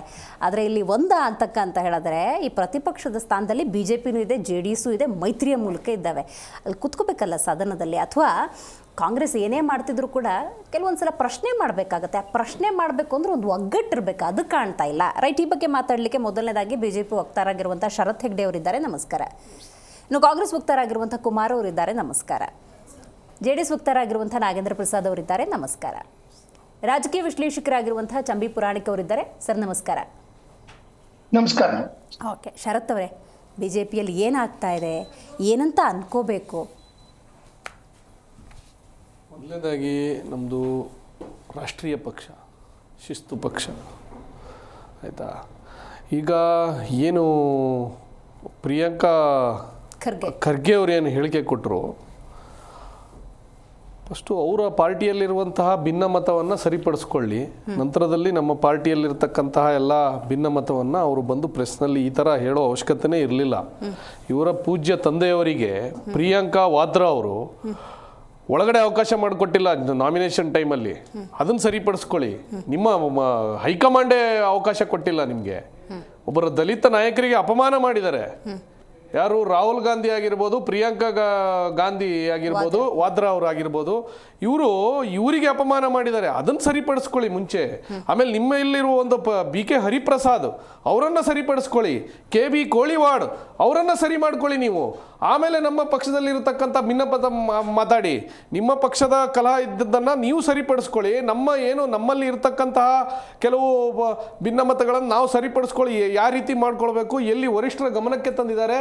ನಮ್ಮಲ್ಲಿ ಸುಪ್ರೀಂ ಬಂದು ರಾಜ್ಯಾಧ್ಯಕ್ಷರಾದ ವಿಜೇಂದ್ರ ಅವರ ಏನು ವಿಷಯಗಳನ್ನು ಹೇಳ್ತಾರೆ, ಅದರ ತಕ್ಕಂತೆ ಕಾರ್ಯಕರ್ತರು ಇವತ್ತಿನ ದಿವಸ ನಡ್ಕೊಂಡು ಹೋಗ್ತಾ ಇದ್ದಾರೆ. ಕಾರ್ಯಕರ್ತರಲ್ಲಿ ಯಾವುದೇ ರೀತಿ ಗೊಂದಲ ಇಲ್ಲ. ಇವತ್ತಿನ ದಿವಸದಲ್ಲಿ ಏನೇನು ಸಮಸ್ಯೆಗಳಾಗಿದೆ ಅದನ್ನೆಲ್ಲ ವರಿಷ್ಠರ ಗಮನಕ್ಕಿದೆ. ಆ ವರಿಷ್ಠರು ಏನು ಅದಕ್ಕೆ ನಿರ್ಧಾರಗಳನ್ನು ತಗೊಳ್ತಾರೆ, ಆ ನಿರ್ಧಾರದಂತೆ ನಮ್ಮ ಪಕ್ಷದ ಕಾರ್ಯಕರ್ತರಾಗಿರ್ಬೋದು, ಆಮೇಲೆ ನಮ್ಮ ನಾಯಕರುಗಳಾಗಿರ್ಬೋದು, ಅದನ್ನು ನಾವು ಸರಿ ಮಾಡ್ಕೊಂಡು ಹೋಗ್ತೀವಿ. ಅದಕ್ಕೆ ನಮ್ಮ ಪಕ್ಷಕ್ಕೆ ಬುದ್ಧಿವಾದ ಹೇಳುವಂತಹ ಸ್ಥಾನದಲ್ಲಿ ಪ್ರಿಯಾಂಕಾ ಖರ್ಗೆ ಅವರು ಇಲ್ಲ ಇವತ್ತಿನ ದಿವಸ. ಅವ್ರು ಯಾವುದೇ ನೈತಿಕತೆ ಇಲ್ಲ ಅವರಲ್ಲಿ ಮಾತಾಡೋದು. ಈಗ ಹಿಂದೆ ಸಿದ್ಧಾರ್ಥ ಟ್ರಸ್ಟ್ ಅಲ್ಲಿ ಸಾಕಷ್ಟು ಭ್ರಷ್ಟಾಚಾರ ಮಾಡಿದಿರಲ್ವಾ, ಅದನ್ನ ಸರಿಪಡಿಸ್ಕೊಳ್ಳಿ ಮುಂಚೆ. ಮೂಢ ಹಗರಣದಲ್ಲಿ ನಿಮ್ಮ ಮುಖ್ಯಮಂತ್ರಿಗಳು ಏನಿದಾರಲ್ಲ ಅದನ್ನ ಸರಿಪಡಿಸ್ಕೊಳ್ಳಿ. ಏನು ವಾಲ್ಮೀಕಿ ಹಗರಣದ ಪರಿಶಿಷ್ಟ ಪಂಗಡಿಗೆ ಇಡ್ತಕ್ಕಂಥ ದುಡ್ಡನ್ನ ತಿಂದು ತೆಗೆದ್ರಲ್ಲ, ಅದನ್ನ ಸರಿಪಡಿಸ್ಕೊಳ್ಳಿ. ಅದನ್ನ ಬಿಟ್ಟು ನಮ್ಮ ಪಕ್ಷದಲ್ಲಿ ಏನೇ ಕಲಹಗಳಿರುತ್ತೆ, ಏನೇ ಇದಾದ ನಾವು ಭಿನ್ನಮತಗಳನ್ನು ನಾವು ಸರಿ ಮಾಡ್ಕೊಂತೀವಿ. ಹಾಗೆ DK ಶಿವಕುಮಾರ್ ಮತ್ತೆ ಸಿದ್ದರಾಮಯ್ಯನಲ್ಲಿ ಇರ್ತಕ್ಕಂತಹ ಶೀತಲ ಸಮರ ಇದೆಯಲ್ಲ, ಅದನ್ನ ಸರಿಪಡಿಸ್ಕೊಳ್ಳಿ. ಆಮೇಲೆ ನಮ್ಗೆ ಹೇಳಿ. ನೀವು ಯಾವುದೇ ನೈತಿಕತೆ ಇಲ್ಲ. ಪ್ರಿಯಾಂಕಾ ಪ್ರಶ್ನೆ ಮಾಡಿದ್ರೆ BK ಹರಿಪ್ರಸಾದ್ ಅನ್ನೋ ಶಬ್ದ ಪ್ರಯೋಗವನ್ನ ಮಾಡಿದ್ರಿ. ಅಫ್ಕೋರ್ಸ್ ಅವರು ಕೂಡ ಏಕ್ದಮ್ ಮಾತಾಡ್ತಿದ್ರು, ನೇರ ವಾಗ್ದಾಳಿ ನಡೆಸಿದ್ರು, ಪಕ್ಷದ ವೇದಿಕೆಯಲ್ಲಿ ಚರ್ಚೆ ಆಗ್ತಿರೋದನ್ನ ಬಹಿರಂಗವಾಗಿ ಹೇಳ್ತಿದ್ರು. ನೋಟಿಸ್ ಕೊಟ್ಟರು, ಕರೆಸ್ಕೊಂಡ್ರು, ಕ್ಲಾಸ್ ತಗೊಂಡ್ರು, ಬಾಯಿ ಮುಚ್ಚಿದ್ದಾರೆ. ಯತ್ನಾಳ್ ಅವ್ರು ಮೊನ್ನೆ ಮಾತಾಡ್ತೀವಿ. KB ಕೋಳಿವಾಡ್ ಅವರು ಮಾತಾಡ್ತಾ ಇದಾರಲ್ವಾ, KB ಕೋಳಿವಾಡ್ ಅವರು ಹೇಳಿಕೆ ಕೊಡ್ತಾ ಇದಾರಲ್ವಾ. ಆಮೇಲೆ ಗುರಪ್ಪ ಅವರು ಏನು ಹೊಸಪೇಟೆ ಶಾಸಕರಾದವರು ಈ ಫ್ರೀ ಬೀಸ್ ಅನ್ನ ಬಂದ್ ಮಾಡಿ ಅಂತ ಹೇಳಿದಾರಲ್ವಾ. ಖರ್ಗೆ ಅವರೇ ಹೇಳಿದಾರಲ್ಲ, ಒಂದು ಹಿಡಿ ಮಣ್ಣು ಹಾಕ್ಲಿಕ್ಕೆ ಇವ್ರಿಗೆ ಯೋಗ್ಯತೆ ಇಲ್ಲ ಅಂತ ಹೇಳಿದಾರಲ್ರಿ. ನಿಮ್ಮ ಪಕ್ಷದಲ್ಲಿ ಎಷ್ಟು ಭಿನ್ನ ಇದಿದೆ, ಶೀತಲ ಸಮರ ಇದೆ, ಅದನ್ನ ಸರಿ ಮಾಡ್ಕೊಳ್ಳಿ. ಆಮೇಲೆ ನೀವು ಇದು ಮಾಡ್ಕೊಳ್ಳಿ. ನಿಮ್ಮ ತಟ್ಟೆಯಲ್ಲೇ ದೊಡ್ಡ ಹೆಗಣ ಇದೆ, ಇನ್ನೊಬ್ಬರ ತಟ್ಟೆಯಲ್ಲಿ ನೊಣ ಹುಡುಕ್ಲಿಕ್ಕೆ ಹೋಗ್ತಾ ಇದ್ದೀರಾ ನೀವು. ಅದನ್ನ ಸರಿ ಮಾಡ್ಕೊಳ್ಳಿ. ಆಮೇಲೆ ನಮ್ಮ ಪಕ್ಷಕ್ಕೆ ನೀವು ಬುದ್ಧಿವಾದ ಹೇಳಿ. ಆಯ್ತು, BJPಲಿರುವಂತಹ ಈ ಅಸಮಾಧಾನವನ್ನ ಸರಿಪಡಿಸೋದಕ್ಕೆ ಏನು ಕ್ರಮ ತಗೋತಾ ಇದ್ದೀರಿ? ನೋಡಿ, ಈಗಾಗಲೇ ರಾಜ್ಯಾಧ್ಯಕ್ಷರಾದ ವಿಜಯೇಂದ್ರ ಅವರು ಈಗಾಗಲೇ ವರಿಷ್ಠರ ಗಮನಕ್ಕೆ ಎಲ್ಲ ತಂದಿದ್ದಾರೆ. ಈಗ ಹಿಂದೆ ಎಲ್ಲ ನಮ್ಮ ಒಂದಷ್ಟು ಕಾರ್ಯಕರ್ತರಾಗಿರ್ಬೋದು, ನಮ್ಮ ನಾಯಕರುಗಳಾಗಿರ್ಬೋದು, ಪ್ರತಿಯೊಬ್ಬರ ಗಮನಕ್ಕಿದೆ. ಅದನ್ನು ಸರಿ ಮಾಡುವ ಪ್ರಯತ್ನದಲ್ಲಿ ಈಗಾಗಲೇ ನಮ್ಮ ವರಿಷ್ಠರು ಮಾತಾಡಿದ್ದಿದೆ. ಈಗ ಯತ್ನಾಳ್ ಅವರು ನಮ್ಮಲ್ಲಿ ಯಾವುದೇ ಭಿನ್ನಮತ ಇನ್ನು ಮೇಲೆ ಸರಿಯಾಗಿ ಹೋಗುತ್ತೆ. ಆ ಭಿನ್ನಮತಗಳು ಯಾವುದೇ ರೀತಿಯಲ್ಲಿ ಇರಲ್ಲ. ಈ ಸತಿ ಒಂದು ಡೆಡ್ಲೈನ್ ಇಟ್ಕೊಂಡಿದ್ದೀರಿ, ಡಿಸೆಂಬರ್ ಅಂತ್ಯದೊಳಗೆ ಎಲ್ಲ ಸರಿಯಾಗುತ್ತೆ. ನೋಡಿ, ಎಲ್ಲ ಸರಿ ಆಗ್ತಾ ಇದೆ. ಅದನ್ನ ಮತ್ತೆ ಮತ್ತೆ ಕುಕ್ಕಿ ತೆಗ್ತಾ ಇದ್ದವ್ರು ಕಾಂಗ್ರೆಸ್ನವರೇ, ಸರಿ ಇಲ್ಲ ಅಂತೇಳಿ. ನಮ್ಮಲ್ಲೆಲ್ಲ ಸರಿ ಆಗ್ತಾ ಇದೆ. ಇವರ ಸರ್ಕಾರದಲ್ಲಿ ಭ್ರಷ್ಟಾಚಾರಗಳು ನಡೀತಾ ಇದೆಯಲ್ಲ, ಜನರ ಅಭಿವೃದ್ಧಿ ಬಗ್ಗೆ ಮಾತಾಡ್ತಾ ಇಲ್ವಲ್ಲ ಇವರು. ಅದನ್ನ ಸರಿ ಮಾಡಿ ಫಸ್ಟು. ನಿಮ್ಮಲ್ಲಿ ಒಂದು ಖರ್ಗೆ ಅವರೇ ಸ್ವತಃ ಹೇಳಿದಾರಲ್ವಾ, ನಮ್ಮ ಪಕ್ಷದಲ್ಲಿ ಖಜಾನೆಗಳು ಖಾಲಿ ಆಗ್ತಾ ಇದೆ ಅಂತೇಳಿ ಇಂಡೈರೆಕ್ಟ್ ಆಗಿ ಹೇಳಿದಾರಲ್ಲ, ಅದನ್ನ ಸರಿ ಮಾಡ್ಕೊಳ್ಳಿ ಫಸ್ಟು. ಆಮೇಲೆ ನಮ್ಮ ಪಕ್ಷಕ್ಕೆ ನೀವು ಬುದ್ಧಿವಾದ ಹೇಳಲಿಕ್ಕೆ ತಯಾರಾಗಿ ಫಸ್ಟ್. ನಮ್ಮ ಪಕ್ಷದ ವಿಚಾರವಾಗಿ ನಾವು ಸರಿ ಮಾಡ್ಕೊಳ್ತೀವಿ. ಅದು ಯಾವುದೇ ಎಷ್ಟೇ ಸಮಸ್ಯೆಗಳಿದ್ದರೂ ನಮ್ದೊಂದು ಶಿಸ್ತಿನ ಪಕ್ಷ, ಸಿದ್ಧಾಂತ ಅಡಿಯಲ್ಲಿ ಕೆಲಸ ಮಾಡ್ತಿರ್ತಕ್ಕಂಥ ಪಕ್ಷ. ದೇಶದ ವಿಚಾರವಾಗಿ, ರಾಷ್ಟ್ರೀಯ ವಿಚಾರವಾಗಿ ಒಂದು ಸಿದ್ಧಾಂತಗಳನ್ನು ಇಡ್ತಕ್ಕಂಥ ಪಕ್ಷಕ್ಕೆ ಇಂತಹ ರಾಷ್ಟ್ರೀಯ ಪಕ್ಷ, ಇಷ್ಟು ದೊಡ್ಡ ಪಕ್ಷದಲ್ಲಿ ಸಣ್ಣ ಪುಟ್ಟ ಕಲಹಗಳಿರುತ್ತೆ, ಅದನ್ನು ಸರಿ ಮಾಡ್ಕೊಳ್ಳೋ ಹಾದಿಯಲ್ಲಿ ನಾವೆಲ್ಲ ಇದ್ದೀವಿ. ವರಿಷ್ಠರ ಗಮನಕ್ಕೆ ರಾಜ್ಯಾಧ್ಯಕ್ಷರಾದ ವಿಜೇಂದ್ರ ಅವರು ತಂದಿದ್ದಾರೆ, ಅದನ್ನು ಸರಿ ಮಾಡ್ಕೊಂಡು ಹೋಗ್ತೀವಿ ನಾವು. ಓಕೆ, ಕುಮಾರ್ ಅವರೇ, ಕಾಂಗ್ರೆಸ್ ಅಂತ ಸಂದರ್ಭದಲ್ಲಿ ಸಿದ್ದರಾಮಯ್ಯ, DK ಶಿವಕುಮಾರ್, ಆಗಾಗ ಸತೀಶ್ ಜಾರಕಿಹೊಳಿ ಹೈಕಮಾಂಡ್ಗೆ ಹೋಗಿ ಮಾತಾಡ್ಕೊಂಡ್ ಬರ್ತಾರೆ. ಇಲ್ಲೇನೋ ಡಾಕ್ಟರ್ G ಪರಮೇಶ್ವರ್ ಅವ್ರ ಮನೇಲಿ ಮೀಟಿಂಗ್ ಆಗ್ತವೆ. ಈ ಥರದೊಂದು ಬಣ ಅನ್ನೋದು ಆಗಾಗ ವಿಸಿಬಲ್ ಕಾಣಿಸ್ತಾ ಇರುತ್ತೆ. ಇದರ ನಡುವೆ BJPದು ನಮಗೆ ಭಿನ್ನಮತ, ಅಸಮಾಧಾನ ಎದ್ದು ಕಾಣ್ತಿದೆ ಅನ್ನೋದಾದರೆ, ಎರಡು ರಾಷ್ಟ್ರೀಯ ಪಕ್ಷಗಳ ಬಂಡವಾಳ ಅನ್ನೋದು ಜನರ ಮುಂದಿದೆ. ನಿಮ್ಗವ್ರಿಗೂ ವ್ಯತ್ಯಾಸವೇ ಕಾಣ್ತಾ ಇಲ್ಲ. ಮೇಡಮ್, ಶಿಸ್ತಿನ ಪಕ್ಷ, ದೇಶಭಕ್ತ ಪಕ್ಷ. ಕೇಶವ ಕೃಪಾ ಏನು ಮಾಡ್ತಿದೆಯೋ ಗೊತ್ತಿಲ್ಲ, ನಾಗಪುರ ಏನು ಮಾಡ್ತಿದೆಯೋ ಗೊತ್ತಿಲ್ಲ, ಸಂತೋಷ್ ಜಿ ಅವ್ರು ಏನು ಮಾಡ್ತಿದಾರೋ ಗೊತ್ತಿಲ್ಲ. ಸಂತೋಷ್ ಜಿ ಅವ್ರು ಯಾರು ಸ್ಟೇಟ್ಮೆಂಟ್ ಕೊಡಿ, ಆಮೇಲೆ ಬರೋಣ. ನೀವೇನು ಮಾತಾಡಬೇಡಿ, ನೀವು ಮಾತಾಡೋ ಒಂದು ಶಬ್ದ ಮಾತಾಡಿಲ್ಲ. ಕೇಂದ್ರದ ನಡ್ಡಾಜಿ ಅವ್ರು ಏನು ಮಾಡ್ತಿದಾರೋ ಗೊತ್ತಿಲ್ಲ, ಗೃಹ ಮಂತ್ರಿಗಳು ಏನೋ ಗೊತ್ತಿಲ್ಲ, ಇಲ್ಲಿ ಟನ್ಗಟ್ಲೆ ಹೂವು ಹಾಕ್ಸ್ಕೊಂಡಂತ ಪ್ರಧಾನ ಮಂತ್ರಿಗಳು ಯಾಕೆ ಚಕಾರ ಎತ್ತುತ್ತಿಲ್ವೋ ಗೊತ್ತಿಲ್ಲ. 56 ಇಂಚ್ ಇದೆ, ಯತ್ನಾಳವ್ರದ್ದು 26 ಇಂಚ್ ಇದೆ, 56 ಇಂಚ್ ಇದೆ, 26 ಇಂಚ್ ಇದೆ, ಎದುರ್ಸಕ್ಕೆ ಆಗ್ತಿಲ್ಲ. ಯಾವಾಗ ಟೇಪ್ ಹಿಡ್ಕೊಂಡು ಹೋಗಿದ್ರಿ? ಅಯ್ಯೋ, ಅವರೇ ಹೇಳ್ಕೊಂಡಿರೋದು, ನಾನಲ್ಲ. ನಾವ್ಯಾಕೆ? ನೀವು ಸರಿ ಇದ್ದೀರಿ.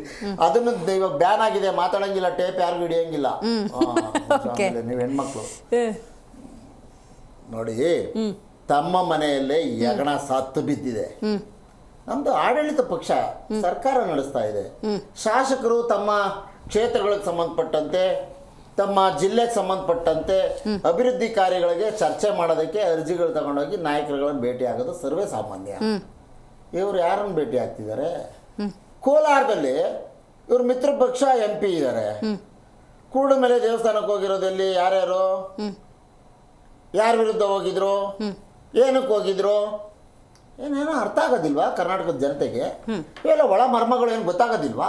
ಎಲ್ಲಿಂದ ಬೆಂಕಿ ಇಡಬೇಕು, ಹೆಂಗೆ ಯಾರನ್ನ ಎದುರಿಸ್ಬೇಕು, ಯಾರನ್ನ ಅಣಿಬೇಕು, ಯಾರ ಟೀಮ್ ಅದು? Yediyurappa and team. Okay. Yatnal and team ಯಾವುದು? ರಮೇಶ್ ಜಾರಕಿಹೊಳಿ ಅಂಡ್ ಟೀಮ್ ಯಾವುದು? ಮತ್ತಿನ್ನೊಂದು ಮೈಸೂರು ಭಾಗದಲ್ಲಿರೋ ಒಂದು ಟೀಮ್ ಯಾವುದು? ಹೈದರಾಬಾದ್ ಕರ್ನಾಟಕದ ಭಾಗದಲ್ಲಿರೋ ಟೀಮ್ ಯಾವುದು? ನಿಮ್ಮಲ್ಲೇ ಏನೇನೋ 28 ಸಮಸ್ಯೆ ಇದೆಯಪ್ಪ, ಅದನ್ನು ಬಗೆಹರಿಸ್ಕೊಳ್ರಿ. ಕರ್ನಾಟಕ ರಾಜ್ಯದ್ದು ಈ ಕೇಂದ್ರದಲ್ಲಿ ಸಂಸತ್ತು ನಡೀತಾ ಇದೆ, ಅಲ್ಲಿ ನಿಮ್ಮ MPಗಳು ಏನೇನು ಮಾತನಾಡಿ ಕರ್ನಾಟಕಕ್ಕೆ ಏನೇನು ತರ್ತಾರೆ ಅದ್ರ ಬಗ್ಗೆ ಆಲೋಚನೆ ಮಾಡಿ. ಈಗ ಅಧಿವೇಶನ ಶುರುವಾಗ್ತಿದೆ ಚಳಿಗಾಲದ್ದು ಬೆಳಗಾವಿಯಲ್ಲಿ. ಆ ಉತ್ತರ ಕರ್ನಾಟಕದ ಭಾಗದ ಜನತೆಗೆ ನಾವು ಕ್ಯಾಲೆಂಡರ್ ಆಫ್ ಈವೆಂಟ್ಸ್ ಅನೌನ್ಸ್ ಮಾಡಿದ್ದೀವಿ, ಯಾವತ್ತು ಏನೇನು ಚರ್ಚೆ ಆಗಬೇಕು ಅಂತ, ಅದ್ರ ಬಗ್ಗೆ ಆಲೋಚನೆ ಮಾಡ್ರಿ. ನಾನು ಈ ಬಡ ರಾಜಕೀಯದ ಬಗ್ಗೆ ಏನು ಮಾತಾಡ, ಅವ್ರು ಏನಾದ್ರು ಪುಂಖವಾಗಿ ಮಾತಾಡ್ಕೊಳ್ಳಿ. ಯಾರ್ಯಾರು ಹೆಂಗೆ ಜೈಲಿಗೆ ಹೋದ್ರು, ಆಸ್ಪತ್ರೆಯಲ್ಲಿ ಹೆಂಗೆ ಮಲ್ಕೊಂಡು ಬೆಡ್ಶೀಟ್ ಓದಿಸ್ಕೊಂಡು ಆಂಬುಲೆನ್ಸಲ್ಲಿ ಹೆಂಗೆ ಹೋದ್ರು, ಅದೆಲ್ಲ ಹಳೆ ಕತೆ ಎಲ್ಲ ತೆಗಿಲ್ಲ ನಾನು. ಬೇಡ, ಯಾಕೆ? ಇದೆಲ್ಲ ಆಗೋಗಿರೋ ಕತೆ. ಇವತ್ತೊಂದು ಮಾತನಾಡಿ, ವಿಜಯೇಂದ್ರ ಅವ್ರ ವಿರುದ್ಧ ನಾವು ಮಾತನಾಡ್ತಿದ್ದೀವಿ. ನಾವು ಒಂದು ಶಬ್ದ ವಿರೋಧ ಪಕ್ಷದ ನಾಯಕರ ಬಗ್ಗೆ ಆಗಲಿ, ಅವರ ಪಕ್ಷದ ಅಧ್ಯಕ್ಷರ ಬಗ್ಗೆ ಆಗಲಿ ನಾವೆಲ್ಲೂ ಮಾತನಾಡಿಲ್ಲ. ನಮ್ಮ ಯಾವ ನಾಯಕರುಗಳು ಮಾತನಾಡಿಲ್ಲ. ನಮ್ಮನ್ನು ಛೇಡಿಸಿದಾಗ ಪ್ರತಿಕ್ರಿಯೆ ಕೊಡ್ತೀರಿ? ಕೊಡ್ತೇವೆ. ನಾವು ಒಂದು ರಾಜಕೀಯ ಪಕ್ಷ ಅಲ್ವಾ? ಇವ್ರ ಥರ ಅವ್ರದ್ದೊಂದು ರೇ ಯತ್ನಾಳ್ ಅವ್ರಿಗೆ ಈ ರೋಷ ಬರೋದಕ್ಕೆ ಕಾರಣ ಏನು ಹೇಳಿ? ಯಡಿಯೂರಪ್ಪನವ್ರು ಪೂಜ್ಯ ತಂದೆ ಅಂತ ಯಾಕೆ ಕರೀತಾರೆ? ಅವರು ಪೂಜ್ಯ ತಂದೆಯವರು ಅವ್ರ ಸರ್ಕಾರ ಆಡಳಿತದಲ್ಲಿದ್ದಾಗ ಅವ್ರು ಮಂತ್ರಿ ಮಾಡಿದ್ದಿದ್ರೆ ಅವ್ರು ಇಷ್ಟು ಮಾತ್ರ ಬರ್ತಿದ್ರ? ಆಯ್ತು, ಇಲ್ಲಿ ನಡೀತಿರೋದು ಯಾವ್ದು ಹೇಳಿ? ವೀರಶೈವ ಲಿಂಗಾಯತ ಸಮಾಜದಲ್ಲಿರುವಂಥ ಬಣಗಳು ಯಾರು ನಾನೆಚ್ಚು ಅಂತ ಯಾಕೆ ಕಚ್ಚಾಡ್ತಿದ್ದಾರೆ ಹೇಳಿ? ಇವ್ರ ಕೈಲಿ ಆ ಶಕ್ತಿ ಇಲ್ಲ, ಅವ್ರನ್ನ ಎದುರಿಸೋ ಶಕ್ತಿ. ಆ ಒಂದು ಬಣ ಇದೆಯಲ್ಲ, ಆ ಒಂದು ಸಮಾಜ ಇದೆಯಲ್ಲ, ಅದನ್ನ ಎದುರ್ಸಕ್ ಆಗೋದಿಲ್ಲ. ಇಡೀ ಸರ್ ಬಿಡಿ,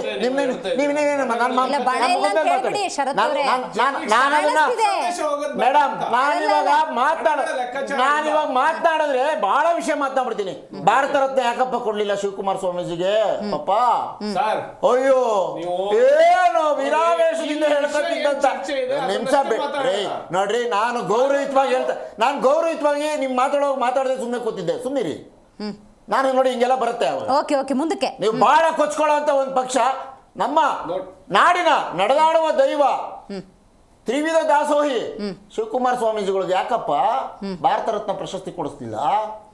ಬಹಳ ವೀರಾವೇಶದಿಂದ ಹೋರಾಡ್ಕೊಂಡು ಅಧಿಕಾರಕ್ಕೆ ಬಂದಿದ್ರಿ. ಅವ್ರ ಹೆಸರು ಹೇಳ್ಕೊಂಡು ಏನೇನೋ ಡ್ರಾಮಾ ಎಲ್ಲ ಮಾಡಿದ್ರಿ.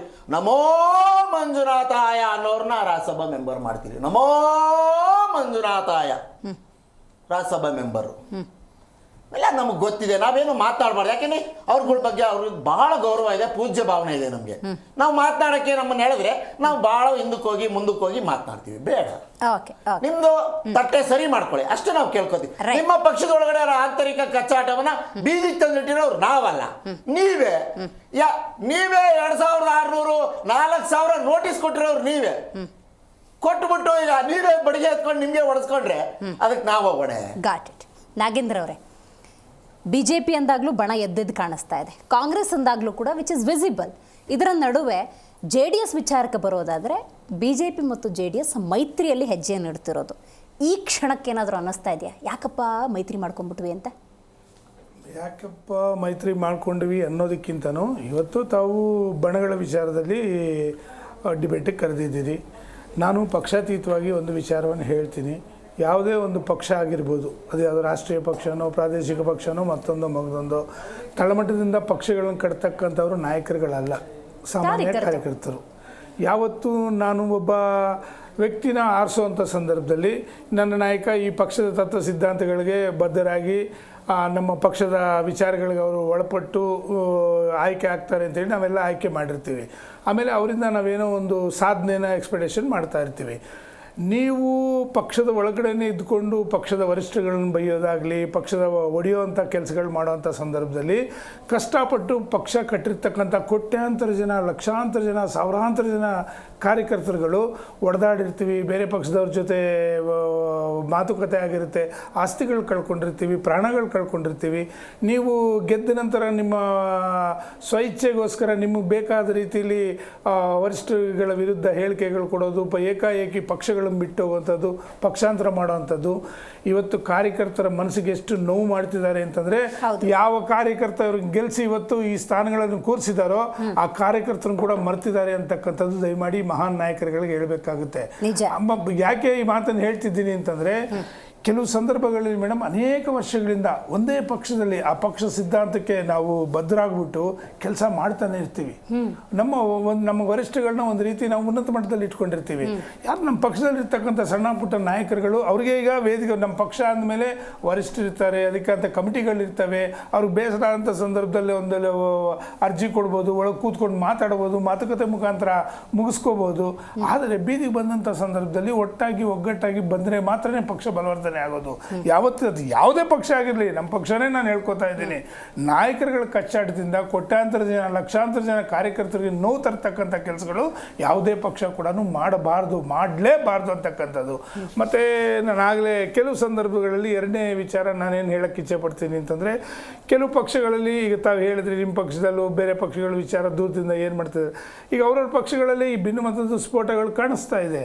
ನನಗೆ ಕೆಲವು ಸನ್ಮಾನ್ಯ ನಮ್ಮ ಸೂಪರ್ CM ಅವರು ಪ್ರಿಯಾಂಕ್ ಖರ್ಗೆ ಅವರು ಕೆಲವು ಸಂದರ್ಭದಲ್ಲಿ ಮಾತಾಡ್ತಾ ಇರ್ತಾರೆ ನೋಡಿ. ಅವರ ಟ್ರಸ್ಟ್ ವಿಷಯ ಆಗಿರ್ಬೋದು, ಆ ಪಕ್ಷದಲ್ಲಿ ಅವರೇ ಹೇಳಿದ್ರು, ಈಗ ಅವ್ರ ವಕ್ತಾರರು ಕೂಡ ಮಾತಾಡಿದ್ರು, ನಾನೇನು ತಪ್ಪಾಗಿ ಮಾತಾಡ್ತಾ ಇಲ್ಲ.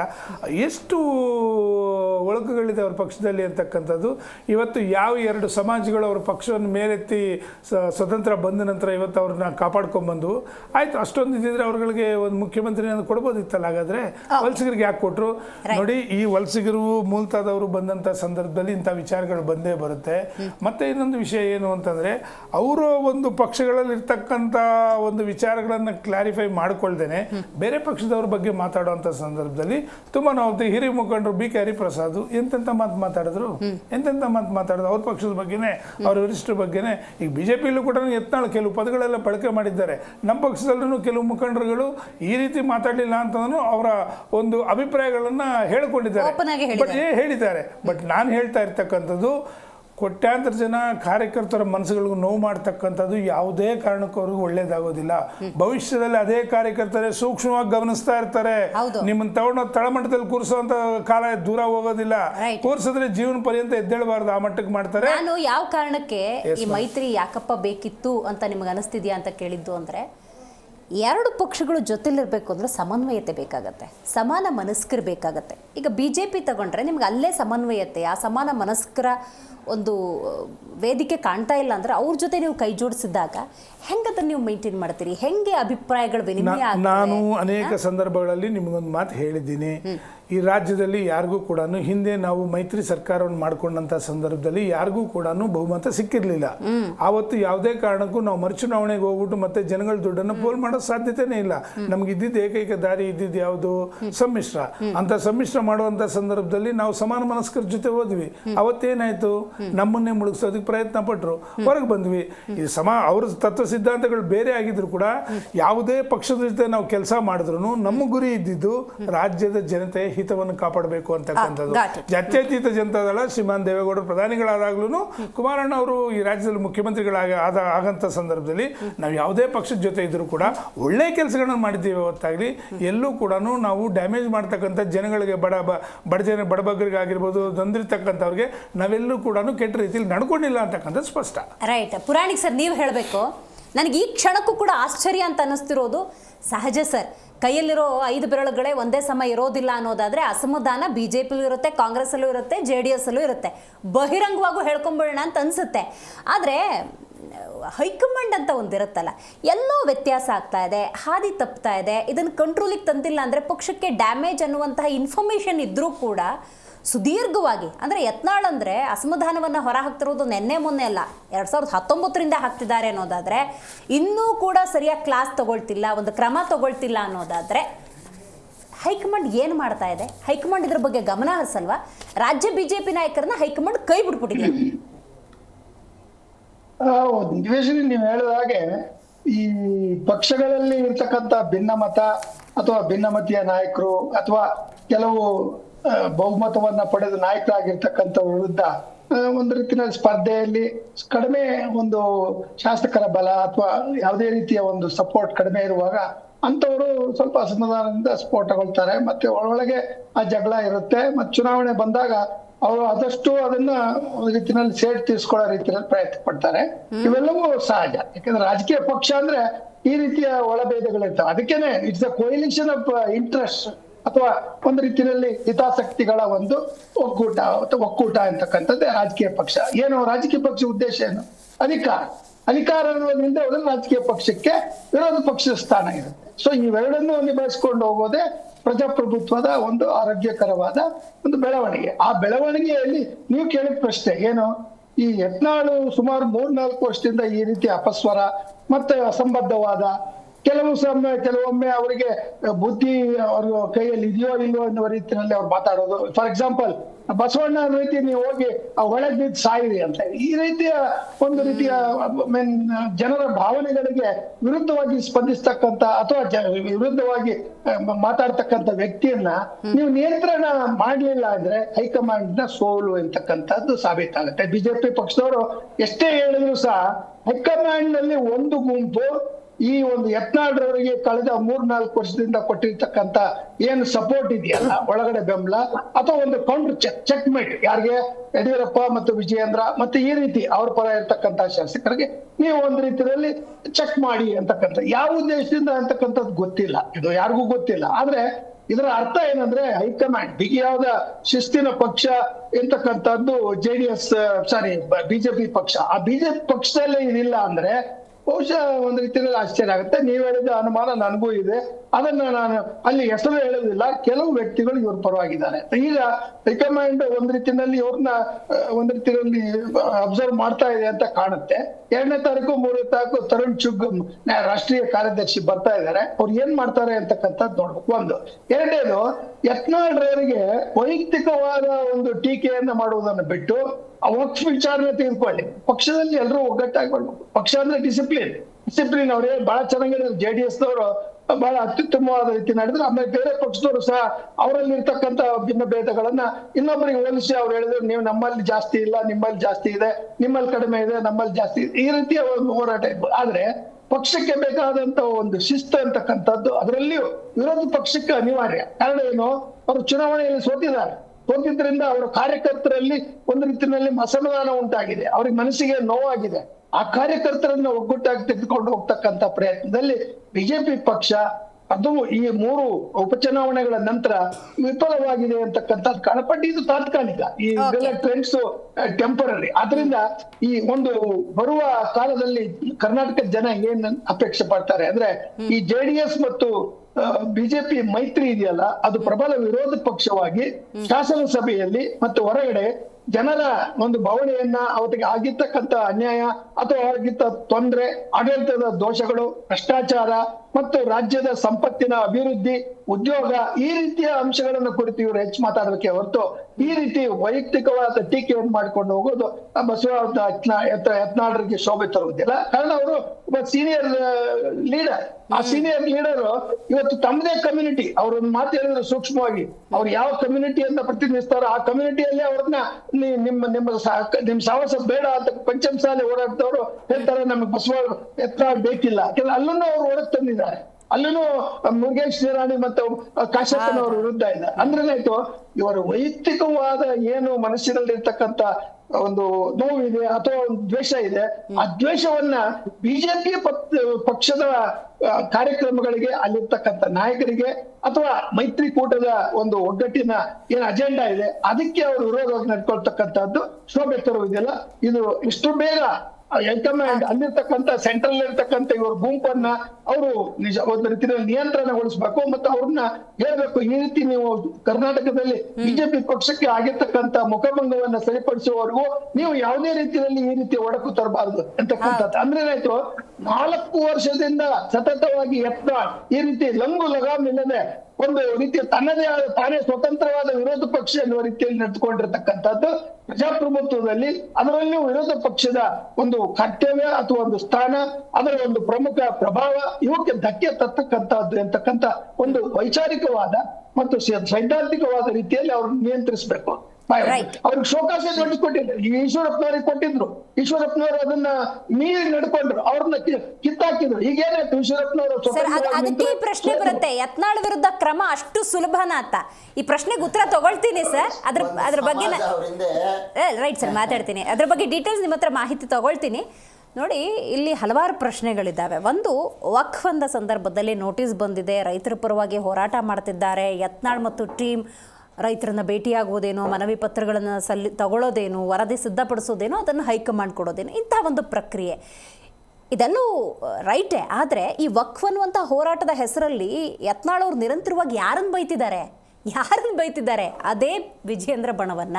ಅಂದರೆ ವಕ್ಫ್ ಹೋರಾಟ ಅನ್ನೋದು ಒಂದು ಅಸ್ತ್ರ ಆಗ್ಬಿಟ್ಟಿದೆ ಅಷ್ಟೇ ಅನ್ನೋದು ಮೇಲ್ನೋಟಕ್ಕೆ ಗೊತ್ತಾಗ್ತಾ ಇದೆ. ಅದಕ್ಕೆ ಅವರೇ ಕ್ಲಾರಿಫಿಕೇಶನ್ ಕೊಡಬೇಕು. ಮತ್ತು ನಾನಾಗಲೇ ಹರಿಪ್ರಸಾದ್ ಅವ್ರನ್ನ ಉಲ್ಲೇಖ ಮಾಡ್ತಿದ್ದೆ, ಹಿಂದೊಂದು ಸಲ ನೋಟಿಸ್ ಕೊಟ್ಟರು, ಕರೆಸ್ಕೊಂಡ್ರು, ಮಾತಾಡಿದ್ರು, ಹೀಗೆಲ್ಲ ಸರಿಯಲ್ಲ ಅಂತ ಹೇಳಿದ್ರು. ಅವರು ಒಂದು ತಹಬದಿಗೆ ಬಂದಿದ್ದಾರೆ ಅನ್ನೋದಾದರೆ, ಬಸನಗೌಡ ಪಾಟೀಲ್ ಯತ್ನಾಳ್ನ ಕಂಟ್ರೋಲಿಗೆ ತರೋಕ್ಕೆ ಹೈಕಮಾಂಡ್ ಕೈಲಿ ಸಾಧ್ಯನಾ ಇಲ್ವಾ? ಕಾರ್ಯಕರ್ತರ ಆತಂಕ ಅಂತ ಒಂದಿರುತ್ತೆ ನೋಡಿ. ಆಗಲೇ ಚಂಬಿ ಪುರಾಣಿಕ್ ಸರ್ ಹೇಳ್ತಾ ಇದ್ರು, ನಾಗೇಂದ್ರ ಅವರು ಕೂಡ ಹೇಳ್ತಾ ಇದ್ರು, ಒಂದು ವಿಶ್ವಾಸದಲ್ಲಿ, ಒಂದು ನಂಬಿಕೆಯಲ್ಲಿ ಆಸ್ತಿ ಆಡು ಅಂತ ನೋಡಿದೆ ಪಕ್ಷಕ್ಕಾಗಿ ಪಣ ತೊಟ್ಟು ಕೆಲಸ ಮಾಡ್ತಿರ್ತಾರೆ. ಅಂಥ ಸಂದರ್ಭದಲ್ಲಿ ದೊಡ್ಡ ದೊಡ್ಡ ನಾಯಕರು ಅಂತ ಅನ್ನಿಸ್ಕೊಂಡವ್ರು ಬೇಕಾಬಿಟ್ಟು ನಿರ್ಧಾರ ತೊಗೊಂಡ್ಬಿಟ್ರೆ ಶರತ್ ಅವರೇ ಅಸಮಾಧಾನ ಅನ್ನೋ ಸ್ಫೋಟ ಆಗುತ್ತೆ. ನೀವು ಆಗಲೇ ಗಮನಿಸ್ತಾ ಇದ್ರಿ, ಅಲ್ಲಿ ರೇಣುಕಾಚಾರ್ಯ ಇದ್ದಾರೆ, ಕಟ್ಟಾ ಸುಬ್ರಹ್ಮಣ್ಯ ನಾಯ್ಡು ಅವರು ಇದ್ದಾರೆ, ಅವ್ರ ಎದುರುಗಡೆ ನಮ್ಮ ನೋವು ಅರ್ಥ ಮಾಡ್ಕೊಳ್ಳಿ ಅನ್ನುವಂಥ ಭಾವನೆ ಬರುತ್ತೆ ಅನ್ನೋದಾದರೆ ಕಾರ್ಯಕರ್ತರಿಗೆ ಡಿಸಪಾಯಿಂಟ್ ಆಗುತ್ತೆ. ಮೊದಲೇ ಸೋಲಿನ ಮೇಲೆ ಸೋಲು, ಇದ್ರ ನಡುವೆ ಇಂಥ ಬಣನ ಅವ್ರು ಯಾಕೆ ಡೈಜೆಸ್ಟ್ ಮಾಡ್ಕೋಬೇಕು? ನೋಡಿ, ಈಗ ನಾನು ಮೊದಲೇ ಹೇಳ್ದಂಗೆ ರಾಷ್ಟ್ರೀಯ ಪಕ್ಷ ದೇಶಭಕ್ತ ಪಕ್ಷ, ಶಿಸ್ತು ಪಕ್ಷ. ಹೌದು, ಆದ್ರೆ ಆಗಿತ್ತು ಹಿಂದೆ- ಅಂತ ಹೇಳ್ಕೋಬೇಕಾಗಿದೆ ಇಲ್ಲ, ನೀವೆಲ್ಲ. ನೋಡಿ ಈಗಾಗಲೇ ರಾಜ್ಯಾಧ್ಯಕ್ಷರಾದ ವಿಜೇಂದ್ರ ಅವರು ಕೆಲವು ಪ್ರೆಸ್ ಮೀಟ್ಗಳಲ್ಲಿ ಹೇಳಿದ್ದಿದೆ, ಚರ್ಚೆಗೆ ಬನ್ನಿ, ಚರ್ಚೆಯಲ್ಲಿ ಏನೇನು ಸಮಸ್ಯೆಗಳಿದೆ 4 ಗೋಡೆಗಳ ಮಧ್ಯೆ ನಾವು ಚರ್ಚೆ ಮಾಡೋಣ, ಅದು ನಿಮಗೆ ಶೋಭೆ ತರಲ್ಲ ಅಂತೇಳಿ ಸಾಕಷ್ಟು ಬಾರಿ ಯಡಿಯೂರಪ್ಪನವರು ಹೇಳಿದ್ದಾರೆ. ವಿಜೇಂದ್ರ ಅವರಾಗಲಿ ಯಡಿಯೂರಪ್ಪರಾಗಲಿ ಆಮೇಲೆ ನಮ್ಮ ಬೇರೆ ಬೇರೆ ನಾಯಕರಿಗಾಗಲಿ ಸಾಕಷ್ಟು ಕೆಲವೊಂದು ಪ್ರೆಸ್ ಮೀಟ್ನಲ್ಲಿ ಉಲ್ಲೇಖ ಮಾಡಿದ್ದಿದೆ. ಅದಾಗಿ ಈಗ ಕಾಂಗ್ರೆಸ್ ವಕ್ತಾರರು ಹೇಳಿದ್ರು ಅವರು ಈ ಬಣ ಆ ಬಣ ಅಂತ. ನಮ್ಮಲ್ಲಿ ಯಾವುದೇ ರೀತಿ ಬಣಗಳ ರಾಜಕೀಯ ಇಲ್ಲ, ದಯವಿಟ್ಟು ಅದನ್ನು ಹಿಂತೆಗೊಳ್ಳಿ. ಒಂದು ಕಾರ್ಯಕರ್ತರಿಗೆ ಬೇರೆ ಸಂದೇಶ ಹೋಗುತ್ತೆ, ಜನರಿಗೆ ಬೇರೆ ಸಂದೇಶ ಹೋಗುತ್ತೆ. ಇದರಿಂದ ನಮ್ಮಲ್ಲಿ ಯಾವುದೇ ಸಂದೇಶ ರೀತಿ ಕಾಂಗ್ರೆಸ್ನವ್ರು ಕೊಡ್ಬೇಕಾಗಿಲ್ಲ, ಯಡಿಯೂರಪ್ಪರ ಬಣ ಆಗಲಿ, ಕಾಣಿಸ್ತಿದೆ ಇದು. ಯಡಿಯೂರಪ್ಪರ ಬಣ ಆಗಲಿ, ಜಾತಿಗಳ ಬಣ ಆಗಲಿ, ಅಥವಾ ಹೈದರಾಬಾದ್ ಏನೇನೋ ಹೇಳಿದ್ರು, ಆ ಬಣಗಳು ಯಾವುದೇ ರೀತಿ ಇಲ್ಲ ನಮ್ಮಲ್ಲಿ. ನಮ್ಮಲ್ಲಿ ಏನಿದೆ, ಬಿಜೆಪಿ ಪಕ್ಷ ಕಾರ್ಯಕರ್ತರ ಪಕ್ಷ, ಇದಿಷ್ಟೇ ಇರತಕ್ಕಂಥದ್ದು ನಮ್ಮಲ್ಲಿ. ಯಾವುದೇ ರೀತಿಯಾಗಿ ಅದನ್ನ ತಪ್ಪು ಸಂದೇಶ ಹೋಗೋದು ಬೇಡ. ಅದರಲ್ಲೂ ಅದು ಇರ್ತಕ್ಕಂಥದ್ದು ಕಾಂಗ್ರೆಸ್ ಅಲ್ಲಿ ಒಂದು DKC ಬಣ, ಒಂದು ಸಿದ್ದರಾಮಯ್ಯನ ಬಣ, ಒಂದು ಮೂಲ ಕಾಂಗ್ರೆಸ್ಸಿಗರು DKC ಬಣ, ವಲಸಿಗ ಕಾಂಗ್ರೆಸ್ಸಿಗರು ಸಿದ್ದರಾಮಯ್ಯರ ಬಣ. ಈಗ ನೀವು ಇಷ್ಟೆಲ್ಲ ಮಾತಾಡ್ತಾ ಇದ್ದವರು ನಮ್ಮ CP ಯೋಗೇಶ್ವರನವರು ಯಾಕೆ ಕರ್ಕೊಂಡೋಗಿ ಅಲ್ಲಿ ನಿಲ್ಸಿದ್ರಿ? ಇಷ್ಟೆಲ್ಲ ನೀವು ಫ್ರೀಯನ್ನ ಕೊಟ್ಟಿದ್ದೀರಾ, ತುಂಬಾ ಅಭಿವೃದ್ಧಿ ಮಾಡ್ತಾ ಇದ್ದೀರಾ, ಅಭಿವೃದ್ಧಿ ಎಡೆಗೆ ನಮ್ಮ ಪಕ್ಷ ಅಂತ ಹೇಳಿ ಹೇಳ್ತಕ್ಕಂತಹ ಕಾಂಗ್ರೆಸ್ನವರು ಇವತ್ತಿನ ದಿವಸ ನಮ್ಮ ಪಕ್ಷದಲ್ಲಿರ್ತಕ್ಕಂಥ ಕಾರ್ಯಕರ್ತರನ್ನ MLC ರಾಜೀನಾಮೆ ಕೊಡಿಸಿ ಅಲ್ಲಿ ಕರ್ಕೊಂಡು ಹೋಗಿ ಅಲ್ಲಿ ನೋಡಿ, ಇದು ಒಂದೇ ಒಂದು ವಿಚಾರ. DK ಶಿವಕುಮಾರ್ ಅವರ ಆಪ್ತರು 11 ಜನ ನೀವು ಏಕಾಏಕಿ ಕರ್ಕೊಂಡು ಹೋಗೋದಂತೆ, ಅವ್ರೊಬ್ರನ್ನ ಕರ್ಕೊಂಡ ತಕ್ಷಣ ನಿಮಗೆ ಅಸಮಾಧಾನನಾ? ನೋಡಿ, ಅದು ನೋಡಿ, ಆ ವಿಚಾರ ಬಂದಾಗ ನಾನು ಬೇರೆ ರೀತಿಯಾಗಿ ಮಾತಾಡ್ಬೇಕಾಗತ್ತೆ. ಒಂದು, ಎರಡನೇದಾಗಿ ಇಲ್ಲಿ ಏನಿಲ್ಲ ಮೇಡಮ್, ಇಲ್ಲಿ ಕಾಂಗ್ರೆಸ್ನ ಸಿದ್ದರಾಮಯ್ಯನವರಿಗೆ DKC ಅವರ ಶಕ್ತಿಯನ್ನ ಕುಂದಿಸ್ಲಿಕ್ಕೋಸ್ಕರ ನಮ್ಮ ಪಕ್ಷದಲ್ಲಿ ಇರ್ತಕ್ಕಂಥ CP ಯೋಗೇಶ್ವರನ ಕರ್ಕೊಂಡು ಹೋಗಿ ಅಲ್ಲಿ ನಿಲ್ಸಿದ್ದಾರೆ. ಬೇರೆ ಏನು ಇಲ್ಲ. ಇಲ್ಲಿ ಮೂಲ ಕಾಂಗ್ರೆಸ್, ವಲಸಿಗ ಕಾಂಗ್ರೆಸ್ ದೊಡ್ಡ ಭಿನ್ನಾಭಿಪ್ರಾಯ ಇದೆ, ಶೀತಲ ಸಮರ ಇದೆ. ಇವತ್ತಿನ ದಿನ ನೀವು ಸಿದ್ದರಾಮಯ್ಯನವರು ತನ್ನ ಬಣಗಳಿಗೆ ಏನು ಸಂಪುಟ ಪುನರ್ರಚನೆ ಆಗ್ತಾ ಇದೆಯಲ್ಲ, ತಮ್ಮ ಬಣಗಳಿಗೆ ಕೊಡ್ಲಿಕ್ಕೆ ಸಾಕಷ್ಟು ಕಸರತ್ತು ಮಾಡ್ತಾ ಇದ್ದಾರೆ. DK ಶಿವಕುಮಾರ್ ಸಿದ್ದರಾಮಯ್ಯಕ್ಕಿಂತ ಮುಂಚೆ ಹೋಗಿ ದೆಹಲಿಯಲ್ಲಿ ಹೋಗಿ ಕುತ್ಕೊಂಡು ಅವರ ಬಣಗಳಿಗೆ ಸಚಿವ ಸ್ಥಾನ ಕೊಡ್ಲಿಕ್ಕೆ ದೊಡ್ಡ ಒಂದು ಲಾಬಿ ಮಾಡ್ತಾ ಇದ್ದಾರೆ.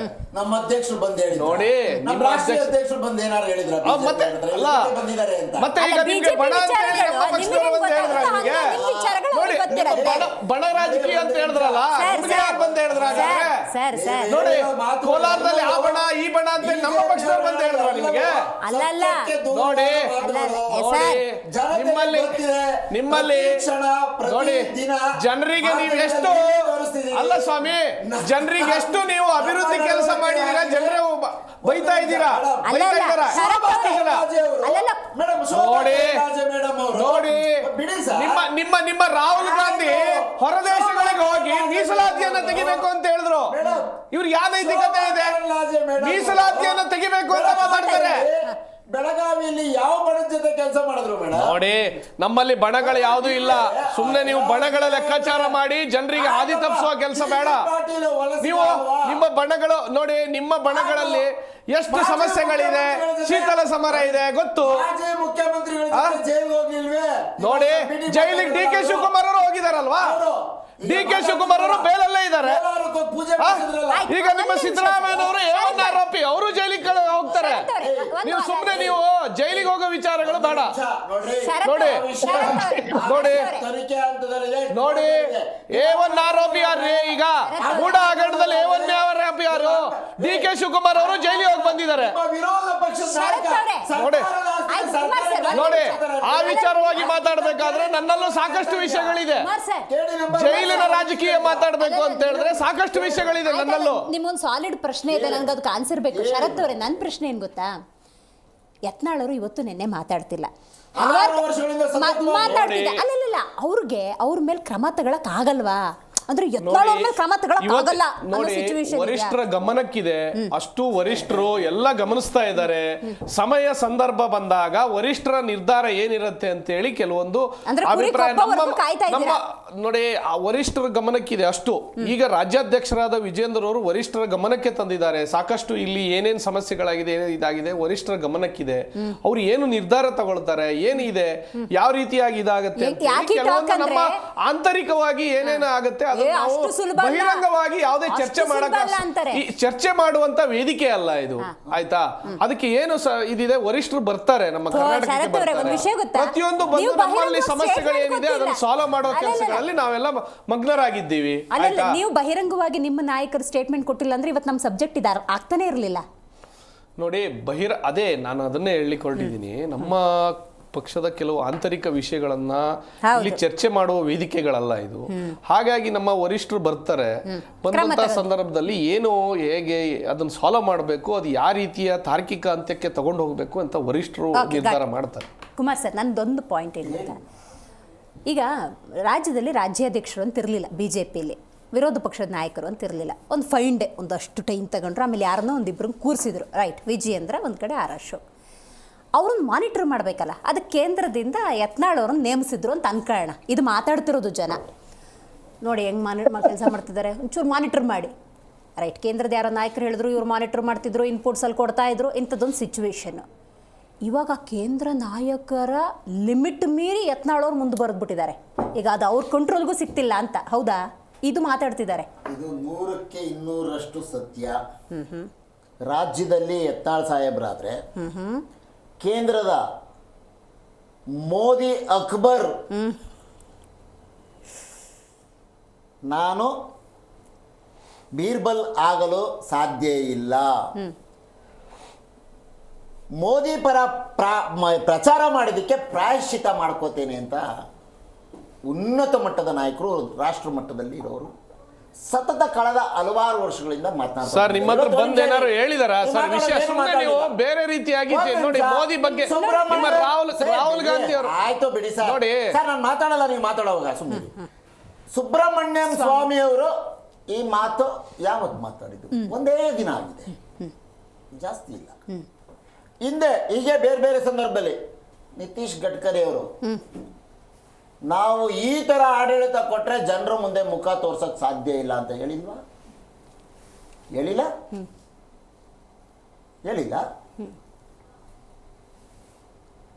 ಜನರಿಗೆ ಹೇಳಿದಂತೆ ನಡ್ಕೊಳ್ಳಿಲ್ಲ ಅಂದ್ರೆ ನಮ್ಮನ್ನ ಮುಂದೊಂದು ದಿನ ನಾವು ಯಾರ ಮುಂದೆ ನಮ್ಮ ಮುಖ ತೋರ್ಸಕ್ ಆಗದೆ ಇರೋ ಪರಿಸ್ಥಿತಿ ಬರುತ್ತೆ ಅಂತ ಅಮಿತ್ ಶಾ ಅವ್ರಿಗೆ ಹೇಳಿಲ್ಲ? ಸುಬ್ರಹ್ಮಣ್ಯಂ ಸ್ವಾಮಿ ಅವರು ಎಲ್ಲ ವಿಚಾರಗಳ ಬಗ್ಗೆ ಡೇ ಬೈ ಡೇ ಹೇಳ್ತಾ ಇಲ್ಲ. ಅವ್ರ ಮೇಲೂ ಇವ್ರ ಕೈ ಕಂಟ್ರೋಲ್ ತಗೊಳಕ್ ಶಕ್ತಿಯೇ ಇಲ್ಲ. 56 ಇಂಚ್ ಎಡೆ ಇಲ್ಲ, ಶಿಸ್ತಿನ ಪಕ್ಷ ಇಲ್ಲ, ದೇಶಭಕ್ತ ಪಕ್ಷ ಇಲ್ಲ, ಶಿಸ್ತಿನ ಪಕ್ಷ, ಅವೈಜ್ಞಾನಿಕವಾದಂಥ ಪಕ್ಷ, ಕಳೆದ 20 ವರ್ಷದಿಂದ ಉಟ್ಕೊಂಡಿರೋ ಒಂದು ಪಕ್ಷ. 25 ವರ್ಷದಿಂದ ಅಡ್ವಾಣಿಯವರ ಬಹಳ ಏನೋ ಶ್ರಮದಿಂದ ಮುರಳಿ ಮನೋಹರ್ ಜೋಶಿ ಅವರು, ವಾಜಪೇಯಿ ಹಿರಿಯ ಪ್ರಾತಸ್ಮರಣೀಯರು, ವಾಜಪೇಯಿ ಅವರು ಏನಿದೆ ಇವತ್ತು ಭಾರತ ಪ್ರಕಾಶಿಸುತ್ತಿದೆ ಅಂತ ಹೇಳಿದವ್ರು ನಾನಾ? ಇವತ್ತು ಆ ನಾಯಕರಿಲ್ಲ, ಕರ್ನಾಟಕದವ್ರು ತೀರ್ಕೊಂಡಿದ್ದಾರೆ. ವಾಜಪೇಯಿ ಸಾಹೇಬರು ಇಲ್ಲ. ಎಲ್ಲಪ್ಪ ಪ್ರಕಾಶಿಸ್ತಿದೆ? ಇನ್ನೂ ನಾವು ಅದೆಷ್ಟೇದೋ 135ನೇ ಸ್ಥಾನದಲ್ಲೇ ಇದ್ದೀವಿ. ಭಾರತ ಪ್ರಕಾಶಿಸುತ್ತಿದೆ ಅಂತ ಸ್ಟೇಟ್ಮೆಂಟ್ ಮಾಡಿದ್ದು ಮರ್ತೋಗ್ಬಿಡೋದ ನಾವು ಯಾರನ್ನು ಹೇಳುವಾಗ ಸರಿಯಾಗಿ. ನಿಮ್ಮ ರಾಜ್ಯದಲ್ಲಿ ಯಾರು ಯಾರ ಹಿಡಿತದಲ್ಲೂ ಇಲ್ಲ. ಒಂದು ಬಣ ಯಡಿಯೂರಪ್ಪ ಬಣ, ಇನ್ನೊಂದು ಪ್ರತಾಪ್. ಯಾವುದೇ ರೀತಿ ಬಣಗಳಿಲ್ಲ ಸ್ವಾಮಿ. ನಿಮ್ ಬಂದು ಹೇಳಿದ್ರ ಅವರು ಬಣಗಳು ತೋರಿಸಿ ಅಲ್ಲ, ನೀವು ಮಾಧ್ಯಮದಲ್ಲಿ ನೋಡಿ ಬಣ ಅಂತ ಹೇಳಿ ತಗೊಳ್ಳಿ. ಒಂದ್ ನಿಮಿಷ, ನಮ್ಮಲ್ಲಿ ಯಾವುದೇ ರೀತಿ ಬಣಗಳಿಲ್ಲ. ಒಂದೇ ಒಂದು ಬಿಜೆಪಿ ಪಕ್ಷ, ಕಾರ್ಯಕರ್ತರ ಪಕ್ಷ ಅಷ್ಟೇ. ಆಗಿದ್ರೆ ಯತ್ನಾಳ್ ಅವರು ಒಂದೇ ಒಂದು ಶಬ್ದ ಮಾತಾಡ್ತೀರಾ, ಆ ಶಬ್ದಕ್ಕೆ ಇವಾಗ ಈ ಕ್ಷಣದವರೆಗೂ ಕೇಂದ್ರದ ರಾಜ್ಯದ ಯಾವುದೇ ನಾಯಕರಿಗೆ ಎದೆಗಾರಿಕೆ ಇಲ್ಲ. ಸದಾನಂದ ಗೌಡರು ಏನೋ ಒಂದು ಹೇಳಿದ್ರು ಅಂತ ಏನೇನ್ ಮಾಡಿದ್ರು ಮೇಡಮ್? ಮೊನ್ನೆ ಯತ್ನಾಳ್ ಸಾಹೇಬರು ಏನೇನ್ ಮಾತನಾಡಿದ್ರು? ನಾವಾ ಮಾತನಾಡಿದ್ದು? ಮಾಜಿ ಸಂಸದರು ಆಯ್ತಪ್ಪ, ಅವ್ರಿಗೆ ಯಾಕಪ್ಪ ಟಿಕೆಟ್ ಕೊಡ್ಲಿಲ್ಲ? ಅವ್ರ ಕೇಂದ್ರದ ಮಂತ್ರಿ ಸ್ಥಾನ ಯಾಕಪ್ಪ ಇಳಿಸಿದ್ರಿ? ಜನತೆಗೆ ಹೇಳಲೇ ಇಲ್ಲ ನೀವು ಆ ಸತ್ಯನಾ? ಇಳಿಸಿದ ಕಾರಣ ಏನು ಅಂತ ಹೇಳಲಿಲ್ಲ. ಒಕ್ಕಲಿಗ ನಾಯಕಂಗೆ ಅವಮಾನ ಮಾಡಿದ್ರಿ ಬಿಜೆಪಿ ಪಕ್ಷದಲ್ಲಿ. ಅದ್ರ ಬಗ್ಗೆ ನೆನ್ನೆ ಯತ್ನಾಳ್ ಅವರು ನಮ್ಮ ಇಡೀ ಭಾರತ ಖಂಡದ ಒಂದು ಚರಿತ್ರೆಯನ್ನೇ ಬದಲಾಯಿಸಿದಂತ ಬಸವಣ್ಣನವರು ಶರಣ ಸಂಸ್ಕೃತಿಯ ಶರಣ ಚಳುವಳಿಗಳ ಮುಖಾಂತರ ಒಂದು ಹೊಸ ದಿಕ್ಕನ್ನು ತೋರಿಸ್ಕೊಟ್ಟವ್ರು ಈ ದೇಶಕ್ಕೆ. ಅವರು ಒಳಗೆ ಏನ್ರಿ ಯಡಿಯೂರಪ್ಪ ಸಾಹೇಬ್ರೆ ಸುಮ್ಮನಿದಿರಲ್ರಿ, ಬಸವಣ್ಣವ್ರ ಬಗ್ಗೆ ಮಾತಾಡೋ ಫೋಟೋ ಹಾಕಿದೀವ್ರಿ ಎಲ್ಲ ಕಡೆ. ಬಸವಣ್ಣ ಸಾಹೇಬ್ ವಿಶ್ವಗುರು ಬಸವಣ್ಣವರು ಅವ್ರ ತತ್ವಗಳನ್ನ ಆದರ್ಶಗಳನ್ನ ನಾವೆಲ್ಲ ನಂಬ್ಕೊಂಡಿದೀವ್ರಿ ಕರ್ನಾಟಕದ ಜನತೆ. ನೀವು ಅದನ್ನ ಯಾವಾಗ್ಲೂ ಏನೋ ಕ್ರೆಡಿಟ್ ತಗೊಳ್ಳುವಂತ ಬಿಜೆಪಿ ಪಕ್ಷ ಆ ಸಮಾಜನ, ಆ ವ್ಯಕ್ತಿಯನ್ನ, ಇದನ್ನ ವಿಚಾರಗಳನ್ನ ಇವತ್ತು ಒಳಗೆ ಹಾರ್ಕೊಂಡಂಗೆ ನೀವು ಹಾರ್ಕೊಳ್ರಿ ಅಂತ ಹೇಳುವಂತ ಪರಿಸ್ಥಿತಿ ಎಲ್ರಿ. ಅವತ್ತು ಬಿಜ್ಜಳನ ಆಸ್ಥಾನದಲ್ಲಿ ನಡೆದಂತ ವಿಪ್ಲವ, ಯಾರು ವಿಪ್ರರು ಮಾಡಿದ ವಿಪ್ಲವದಿಂದ ಬಸವಣ್ಣ ಅವರು ಸಾವಿಗೀಡಾದ್ರು. ಯಾವ ಕಾರಣಕ್ಕೆ? ಜಾತಿ ಕಾರಣಕ್ಕೆ, ಅಂತರ್ಜಾತಿ ವಿವಾಹ ಮಾಡಿದ ಕಾರಣಕ್ಕೆ. ಎಂತ ಪ್ರಬಲವಾದಂತ ವಿರೋಧ ಮಾಡಿ ಅವ್ರನ್ನ ಚಾಕುವಿನಿಂದ, ಮಚ್ಚುವಿಂದ, ಕತ್ತಿಯಿಂದ ಚುಚ್ಚಿ ಸಾಯಿಸಿದಂತವ್ರು ವಿಪ್ರವಾಗಿರುವಂತ ನೀವು ಸರ್, ನೀವು ಅಂಬೇಡ್ಕರ್ನೇ ಹೊರಗೆ ಇಟ್ಟಿದ್ದೀರಾ. ನೀವು ಸುಮ್ಮನೆ ನೀವು ಆತರ ವಿಷಯ ಮಾತಾಡಿ. ಅಂಬೇಡ್ಕರ್ ವಿಚಾರದಲ್ಲಿ ನೀವು ಅಂಬೇಡ್ಕರ್ಗೆ ಅವಕಾಶವೇ ಮಾಡಿಕೊಟ್ಟಿಲ್ಲ ರಾಜಕೀಯ ವ್ಯವಸ್ಥೆಯಲ್ಲಿ. ಅಂಬೇಡ್ಕರ್ ನೀವು ಸಂವಿಧಾನವನ್ನ ನೋಡಿ, ನೀವು ದೇಶಭಕ್ತ ಪಕ್ಷ ಆಯ್ತು, ನೀವು ಎಮರ್ಜೆನ್ಸಿ ತಂದ್ರಲ್ಲ, ಎಮರ್ಜೆನ್ಸಿ ಏನಕ್ಕೆ ತಂದ್ರಿ? ಹಾಗಾದ್ರೆ ಎಮರ್ಜೆನ್ಸಿ ಏನಕ್ಕೆ ಯಾರು ತಂದಿದ್ದು? ನೀವು ಎಮರ್ಜೆನ್ಸಿ ಏನಕ್ಕೆ ತಂದ್ರಿ? ಪರಶುರಾಮನ್ ಪ್ರತಿಮೆಯಲ್ಲಿ ನೋಡಿ ಆಗಿದ್ರೆ ಒಂದ್ ನಿಮಿಷ ನೋಡಿ, ಪರಶುರಾಮ ತನಿಖೆ ಮಾಡಿಸಿ ನಿಮ್ಮ ಅವಧಿಯಲ್ಲಿ ನೋಡಿ, ನಾವು ನೋಡಿ ಎಮರ್ಜೆನ್ಸಿ ತಂದು ಸಂವಿಧಾನವನ್ನ ಚೇಂಜ್ ಮಾಡಿದವರು ಇವರು. ಸಂವಿಧಾನಕ್ಕೆ ಅಗೌರವವನ್ನು ಉಂಟು ಮಾಡಿದವರು ಕಾಂಗ್ರೆಸ್ನವರು. ಬಿಜೆಪಿ ಹೋಗಿ ನೋಡಿ, ರಾಹುಲ್ ಗಾಂಧಿ ಅವರು ಬೇರೆ ದೇಶಕ್ಕೆ ಹೋಗಿ ಮೀಸಲಾತಿಯನ್ನು ತೆಗೆಸಿ ಅಂತ ಹೇಳ್ತಾರೆ. ಇದು ಎಷ್ಟರ ಮಟ್ಟಿಗೆ ಸರಿ? ಇದು ಯಾವತ್ತು ಸಮ ಅನ್ಸುತ್ತೆ. ರಾಹುಲ್ ಗಾಂಧಿ ಅವರಿಗೆ ಯಾವ ನೈತಿಕತೆ ಇದೆ? ನಿಮ್ಮ ಹೈಕಮಾಂಡ್ ಅಲ್ವಾ? ಅವಶ್ಯಕತೆ ಇಲ್ಲ ಅಂತ ಹೇಳಿದ್ದಾರೆ. ನಿಮ್ಮ ಹೈಕಮಾಂಡ್ ಬದ್ಧ ಇದ್ದಾರೆ ಅವರು. ನಾವು ಅವ್ರನ್ನ ಸಮಾನತೆ ತಗೊಂಡ್ಬರ್ಬೇಕು ಅಂತ ನೀವು ನೋಡಿ. ಸ್ವಾತಂತ್ರ್ಯವನ್ನ 40ನೇ ಇಸ್ವಿಯಲ್ಲೇ ಬರ್ತಾ ಇತ್ತು. ಇವರು ನೆಹರು ಮತ್ತೆ ಇವರೆಲ್ಲ ನೋಡಿ ಇವರು ಒಂದ್ ನಿಮಿಷ ಸುಮ್ಮನೆ ಪಕ್ಷದ ಕಚೇರಿಯಲ್ಲಿ ಅಂಬೇಡ್ಕರ್ ಜಯಂತಿ ಆಚರಣೆ ಮಾಡಿದಿರೇನ್ರಿ? ಮಾಡಿಲ್ವಾ? ಯಾಕೆ ಮಾಡಿಲ್ಲ ಸ್ವಾಮಿ? ತೋರಿಸ್ಲಾ ನಿಮ್ಗೆ ಫೋಟೋ? ನೋಡಿ, ಅಂಬೇಡ್ಕರ್ ಜಯಂತಿಯನ್ನು ಮಾಡಿದೀವಿ, ನೋಡಿ ಸ್ವಾತಂತ್ರ್ಯ ದಿನಾಚರಣೆಯನ್ನು ಮಾಡಿದೀವಿ, ಸಂವಿಧಾನ ದಿನವನ್ನು ಮಾಡಿದೀವಿ. ಸುಮ್ಮನೆ ನೀವು ಏನಾದ್ರು ಮಾತಾಡ್ಲಿಕ್ಕೆ ಹೋಗ್ಬೇಡಿ.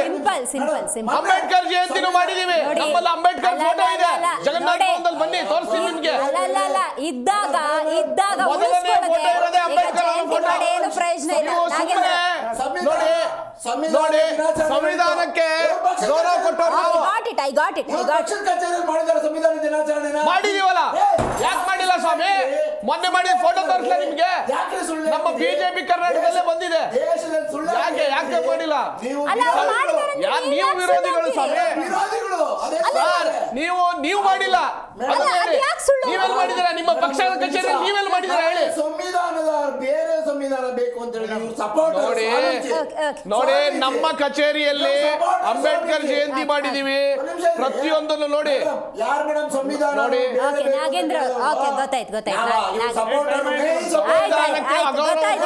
ನೀವು ಎಮರ್ಜೆನ್ಸಿಯನ್ನ ಹೇಳಿ ಈ ದೇಶದ ಸಂವಿಧಾನವನ್ನ ಚೇಂಜ್ ಮಾಡಿದವರು ನೀವು.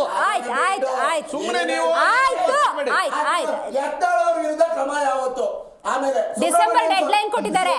ನಾನು ಹೇಳ್ತಿದ್ದೀನಿ, ಡಿಸೆಂಬರ್ ಡೆಡ್ಲೈನ್ ಕೊಟ್ಟಿದ್ದಾರೆ. ಯತ್ನಾಳದ ವಿಚಾರ ನಮ್ಮ ಪಕ್ಷದ ಆಂತರಿಕ ವಿಷಯಕ್ಕೆ ನೀವು ಅವಶ್ಯಕತೆ ಮಾತಾಡೋದು. ನಿಮ್ಮಲ್ಲಿರುವ ಸರ್ಕಾರದಲ್ಲಿ ಒಂದೇ ಗುಂಡಿ ಮುಚ್ಚಿ ಹಣವಿಲ್ಲ. ಇಡೀ ಸಾರ್ವಜನಿಕರ ಹಣವನ್ನು ತಿಂದು ತೆಗ್ತಾ ಇದ್ದಾರೆ. ತಪ್ಪು ತಿಳ್ಕೋಬೇಡಿ. ಸುಬ್ರಹ್ಮಣ್ಯಂ ಸ್ವಾಮಿ ವಿರುದ್ಧ ಕ್ರಮ ಕಳೆದ 10 ವರ್ಷದಿಂದ ಮಾತಾಡ್ತಿದ್ದಾರೆ ಅವರು. ಆಯ್ತು, ನಿಮ್ ಕೆವಿ ಗೋಳಿವಾಡ ವಿರುದ್ಧ ಯಾವಾಗ ನೀವು ಕ್ರಮ ತಗೊಳ್ತೀರಾ ಹೇಳಿ? ಕೆವಿ ಗೋಳಿವಾಡ, ಬಿಕೆ ಹರಿಪ್ರಸಾದ್ ಅವರ ವಿರುದ್ಧ ಯಾವಾಗ ಕ್ರಮ ತಗೊಳ್ತೀರಾ? ಶಿಸ್ತಿನ ಪಕ್ಷ ಅಲ್ಲ. ಓಕೆ, ಪ್ರತಾಪ್ ಸಿಂಹ ಹಿಂದೆ ಮಾತಾಡಿದ್ರು, ಈಶ್ವರಪ್ಪನವರು ಮಾತಾಡಿದ್ರು. ಬೇಡ, ಇವತ್ತು ಡಿ ವಿ ಸದಾನಂದ ಗೌಡರು BY ವಿಜೇಂದ್ರ ಪರವಾಗಿ ಮಾತಾಡ್ತಿರಲ್ಲ, ಅವರು ಕೂಡ ಶುದ್ಧೀಕರಣ ಆಗಬೇಕು ಅಂತ ಹೇಳಿದವರೇ. ಅವರೇನು ವಿಭಿನ್ನರಲ್ಲ. ಇಷ್ಟೆಲ್ಲ ಒಬ್ಬರಾದ್ಮೇಲೆ ಒಬ್ಬರು ಮಾತಾಡ್ತಿದ್ದಾರೆ. ಓಪನ್ ಆಗಿ ತುಂಬ ಕಟುವಾಗಿ ಮಾತಾಡ್ತಿರೋದು ಯತ್ನಾಳ್ ಅವರು. ಅಂದರೆ ಯತ್ನಾಳ್ ಅವ್ರ ಮೇಲೆ ಕ್ರಮ ಸುಲಭನಾ? ಇಷ್ಟು ಬಿಟ್ಟಿದ್ದಾರೆ ಅನ್ನೋದಾದರೆ ಮಾತಾಡಲಿ ಅಂತಲೇ ಬಿಟ್ಟಿದ್ದಾರಾ, ಅಥವಾ ರಾಜ್ಯನ ಏನಾದರೂ ಯತ್ನಾಳ್ ಅವ್ರ ಕಡೆಯಿಂದ ಮಾನಿಟರ್ ಮಾಡಿಸ್ತಿದ್ರೆ ನಾವು ಏನಂತ ಅರ್ಥ ಮಾಡ್ಕೋಬೇಕು? ಯಾವ ಗುಂಪು? ಅದಕ್ಕಿಂತನೂ ಮೊದಲಾಗಿ ದಯಮಾಡಿ ನಮ್ಮ ಒಂಚೂರು ಅವ್ರು ಮಾತಾಡಿದ್ರೆ ಅವಕಾಶ ಸಮಾಧಾನ ಕೊಡಿ. ಆದರೆ ಅವಕಾಶ ಕೊಡಿ. Okay. ನಾನೊಂದು ಮಾತು ಫಸ್ಟ್ ಇಲ್ಲ ಬ್ರದರ್, ಒಂದು ನಿಮಿಷ ನೀವು ಮಾತಾಡಿದ್ದೀರಿ. ಮಾತಾಡಲ್ಲ ಅಂತ ನಾನು ಹೇಳಿದ್ದೀನಿ, ಅವ್ರು ಹೇಳಿದ್ದೆ. ಅವ್ರು ಮತ್ತೆ ಸಮಾಧಾನ ಚರ್ಚೆ ಮಾಡಿ ಡನ್. ಜನರಿಗೆ ಅಲ್ಲ, ಈಗ ನೋಡಿ ಮೇಡಮ್, ಒಂದು ಮಾತು ಸ್ಪಷ್ಟವಾಗಿ ಹೇಳ್ತಾ ಇದ್ದೀನಿ. ಕೆಲವು ಜನ ಆದರೂ ಇವತ್ತು ಎಲ್ಲೋ ಪೂರ್ತಿ ಜನ ಇಲ್ಲ ಅಂದ್ರೂ ಕೆಲವು ಜನ ಪೊಲಿಟಿಕಲ್ ಡಿಬೇಟ್ ನೋಡ್ತಿದ್ದಾರೆ. ನಾವು ಈ ರೀತಿ ಕಿತ್ತಾಡೋದಾದ್ರೆ ಪೊಲಿಟಿಕಲ್ ಡಿಬೇಟ್ಗಳು ಕೂಡ ಆಫ್ ಮಾಡಿ, ಅಲ್ಲಿ ರಾಜ್ಯ ನಾಯಕರುಗಳ ಕಿತ್ತಾಟ, ಕಾರ್ಯಕರ್ತರ ಕಿತ್ತಾಟ, ಇಲ್ಲಿ ನೋಡಿದ್ರೆ ವಕ್ತಾರಗಳ ಕಿತ್ತಾಟ ಅಂದ್ರೆ ಎಲ್ಲ ಬಂದ್ ಮಾಡ್ತಾರೆ. ಒಂದು ಮಾತನ್ನ ನಾವಿಲ್ಲಿ ತಾವು ಸೂಕ್ಷ್ಮವಾಗಿ ಯತ್ನಾಳ್ ವಿಷಯದ ಬಗ್ಗೆ ಮಾತಾಡೋಕೆ ಮೊದಲು 2 ವಿಚಾರಗಳು ಮಾತಾಡಬೇಕು. ಸೂಕ್ಷ್ಮವಾಗಿ ಗಮನಿಸಿ, ನಮ್ಮ ವಿಶ್ಲೇಷಕರು ಕೂಡ ಇದನ್ನು ಅಬ್ಸರ್ವ್ ಮಾಡ್ತಿರ್ತಾರೆ, ಅವರ ತೀರ್ಮಾನ ಕೂಡ ನನಗೆ ಬೇಕಾಗುತ್ತೆ. ನಾನೊಂದು ಮಾತು ಹೇಳ್ತಾ ಇದ್ದೀನಿ, ಈಗ ತಾವು ಮಾಧ್ಯಮದಲ್ಲಿ ತೋರಿಸ್ತಾ ಇದ್ರಿ, ಆಕ್ರೋಶ ವ್ಯಕ್ತಪಡಿಸ್ತಾ ಇರ್ತಕ್ಕಂಥದ್ದು ಸಾಮಾನ್ಯ ಕಾರ್ಯಕರ್ತ. ಹೌದು, 45 ವರ್ಷದ ನಾನು ಬಂಡವಾಳ ತಗೊಂಬಂದು ಹಾಕ್ಬಿಟ್ಟು ಪಕ್ಷದಲ್ಲಿ ಕೆಲಸ ಮಾಡ್ತಾ ಇದ್ದೀನಿ. ಒಂದು ನಿಮಿಷ, ಅವ್ರು ಹೇಳ್ತಿರ್ತಕ್ಕಂಥದ್ದು, ಆ ಕಾರ್ಯಕರ್ತ ಹೇಳ್ತಿರ್ತಕ್ಕಂಥದ್ದು. ಎರಡನೇದಾಗಿ ನಿನ್ನೆ ಮೊನ್ನೆ ತಾವು ನೋಡಿದ್ರೆ ಚನ್ನಪಟ್ಟಣದಲ್ಲಿ ನಿಖಿಲ್ ಕುಮಾರಸ್ವಾಮಿ ಸೋತರು ಅಂತೇಳಿ ಗಂಡ ಹೆಂಡತಿ ಮಕ್ಕಳು ಎಲ್ಲ ಇದ್ದಾರೆ, ಬಡ ಕುಟುಂಬ ಆತ್ಮಹತ್ಯೆ ಮಾಡ್ಕೊಳಕ್ ಹೋದ. ಒಂದೊಂದು ಪಕ್ಷದ ಬಗ್ಗೆ ನಾವು ನಮ್ಮದೇ ಆದಂಥ ವಿಷನ್ ಇಟ್ಕೊಂಡಿರ್ತೀವಿ, ನಮ್ಮ ನಾಯಕರ ಬಗ್ಗೆ ನಮ್ಮದೇ ಆದಂಥ ಒಂದು ಯೋಚನೆಗಳು ಇಟ್ಕೊಂಡಿರ್ತೀವಿ. ಯಾಕೆ ಈ ವಿಷಯ ಹೇಳ್ತಾ ಇದ್ದೀನಿ ಅಂತಂದರೆ, ತಾವೀಗ ಹೇಳ್ತಿದ್ರಿ ಯತ್ನಾಳ್ರ ಬಗ್ಗೆ, ಯಾವಾಗ ಅವ್ರು ಯಾವತ್ತ ಅವ್ರ ಪಕ್ಷ ಇದೆ, ಹೈಕಮಾಂಡ್ ಇದೆ, ಜವಾಬ್ದಾರಿಯುತವಾಗಿ ಸ್ಥಾನದಲ್ಲಿರ್ತಕ್ಕಂಥ ಹಿರಿಯ ಮುಖಂಡರುಗಳೇ ಈ ರೀತಿ ಯಾರೋ ಸಾಮಾನ್ಯ ನನ್ನಂತ ಅವ್ನು ಬಾಯಿ ತಪ್ಪು ಒಂದು ಮಾತು ಮಾತಾಡಿದ್ರೆ ಅವನ ಮೇಲೆ ಕ್ರಮ ತಗೊಳ್ಳಿ ಅಂತ ಹೇಳ್ಬೋದು. ಯಾರು ಪಕ್ಷಗಳಲ್ಲಿ ಕ್ರಮ ತಗೋಬೇಕು ಅಂಥ ವ್ಯಕ್ತಿಗಳೇ ಇವತ್ತು ಇಂಥ ಒಂದು ಹಿರಿಯ ಮುಖಂಡರುಗಳಾಗಿಂಥ ಸ್ಟೇಟ್ಮೆಂಟ್ಗಳು ಕೊಡೋದಾದರೆ ಪಕ್ಷಗಳಲ್ಲಿ ಇರ್ತಕ್ಕಂಥ ಕಾರ್ಯಕರ್ತರ ಗತಿ ಏನು ಅಂತಕ್ಕಂಥದ್ದು. ಎರಡನೇದು, ನಮ್ಮ ಮಿತ್ರರು, ಆತ್ಮೀಯ ಮಿತ್ರರು, ಕಾಂಗ್ರೆಸ್ ವಕ್ತಾರರು ಕೆಲವು ಸಂದರ್ಭದಲ್ಲಿ ಕೆಲವು ವಿಚಾರಗಳು ಮಾತಾಡ್ತಿರ್ತಾರೆ, ಒಳ್ಳೆಯದು ಮಾತಾಡಿದ್ದಾರೆ, ಬೇರೆ ವಿರೋಧವಾಗೂ ಮಾತಾಡಿದ್ದಾರೆ. ಅವ್ರಿಗೆ ಹೇಳ್ತೀನಿ ಪದೇ ಪದೇ ಜಾತಿ ವಿಷಯ, ಒಕ್ಕಲಿಗರಲ್ಲಿ ಯಾರು ಹಿಂಗಾಯಿತು, ಲಿಂಗಾಯತರದ್ದು ಹಿಂಗಾಯಿತು, ಪಂಚಮಶಾಲಿ ಅಂತೇಳಿ. ಒಬ್ಬ ನಾಯಕನಾಗಿ ಈ ರಾಜ್ಯದಲ್ಲಿ ಹೊರಹೊಮ್ಮಬೇಕು ಅಂತಂದರೆ ಅವ್ನು ಮಾಡೋ ಕೆಲಸದ ಮೇಲೆ. ಇದು ಪ್ರಜಾಪ್ರಭುತ್ವ ಸಮಾಜದಲ್ಲಿ ಎಲ್ಲ ಜಾತಿಗಳಿದೆ. ನೀವು ಎಲ್ಲರನ್ನೂ ಗಣ್ಯ ತಗೊಳ್ದ ಬಿಟ್ಬಿಟ್ಟು ನಂದು ಈ ಜಾತಿ ಮುಖಂಡ ನಾನು ಅನ್ಕೊಳ್ಳೋದಾದ್ರೆ ಅವ್ರ ಜಾತಿಯವ್ರ ಹತ್ರ ಓಟ್ ಹಾಕ್ಸ್ಕೊಳ್ಳಿ. ಹಾಗಾದ್ರೆ ಸಾಧ್ಯ ಎಲ್ಲ ಅದು ಅವ್ರಿಗೆ ಬೇಕಾಗಿಲ್ಲ. ಅದೇ ಜಾತಿಯವ್ರು, ನಾನು ಈ ಜಾತಿ ನನಗೆ ಹಿಂದೆ ಇದೆ, ನಾನು ಈಗ ಹೇಳ್ತಿಲ್ವ ಕೆಲವರು ಅಹಿಂದ ಸಮಾವೇಶ ಮಾಡ್ತೀನಿ, ಅವ್ರ ಹತ್ರ ಓಟ್ ಹಾಕ್ಸ್ಕೋಬೇಕಿತ್ತು. ಒಂದು ನಿಮಿಷ ನಾನು ಹೇಳ್ತಾ ಇದ್ದೀನಿ, ಯಾವುದೇ ಪಕ್ಷ ಆಗಿರಲಿ, ಯಾವುದೇ ನಾಯಕರುಗಳಾಗಿರಲಿ, ಈ ವಿಷಯಗಳಲ್ಲಿ ಆದಷ್ಟು ಸಮಾಜವನ್ನು ಗಣ್ಯ ತಗೋಬೇಕಾಗ್ತದೆ. ಮತ್ತೊಂದು, ನಮ್ಮ ಕಾಂಗ್ರೆಸ್ ವಕ್ತಾರ ಇನ್ನೂ ಒಂದು ಮಾತು ಹೇಳ್ತಿದ್ರು, ಅಂಬೇಡ್ಕರ್ ಜಯಂತಿ BJP ಕಚೇರಿಯಲ್ಲಿ ಮಾಡಲಿಲ್ಲ ಅಂತೇಳಿ. ರಾಷ್ಟ್ರಪತಿಗಳಿಗೆ ಮೊನ್ನೆ ಏನು ಅವಮಾನ ಮಾಡಿದೆ ಅಂತಕ್ಕಂಥ ಜಗಜ್ಜಾಹಿರು. 140 ಕೋಟಿ ಜನ ನೋಡಿದ್ರು. ಏನು ಮಾಡಿದ್ರು ನಿಮ್ಮ ವರಿಷ್ಠ ನಾಯಕರು? ಇಲ್ಲೂ ಕೂಡ ಹಿರಿಯರೇ ಅದೇ ಕೆಲಸ ಮಾಡ್ತಾ ಇರ್ತಕ್ಕಂಥದ್ದು.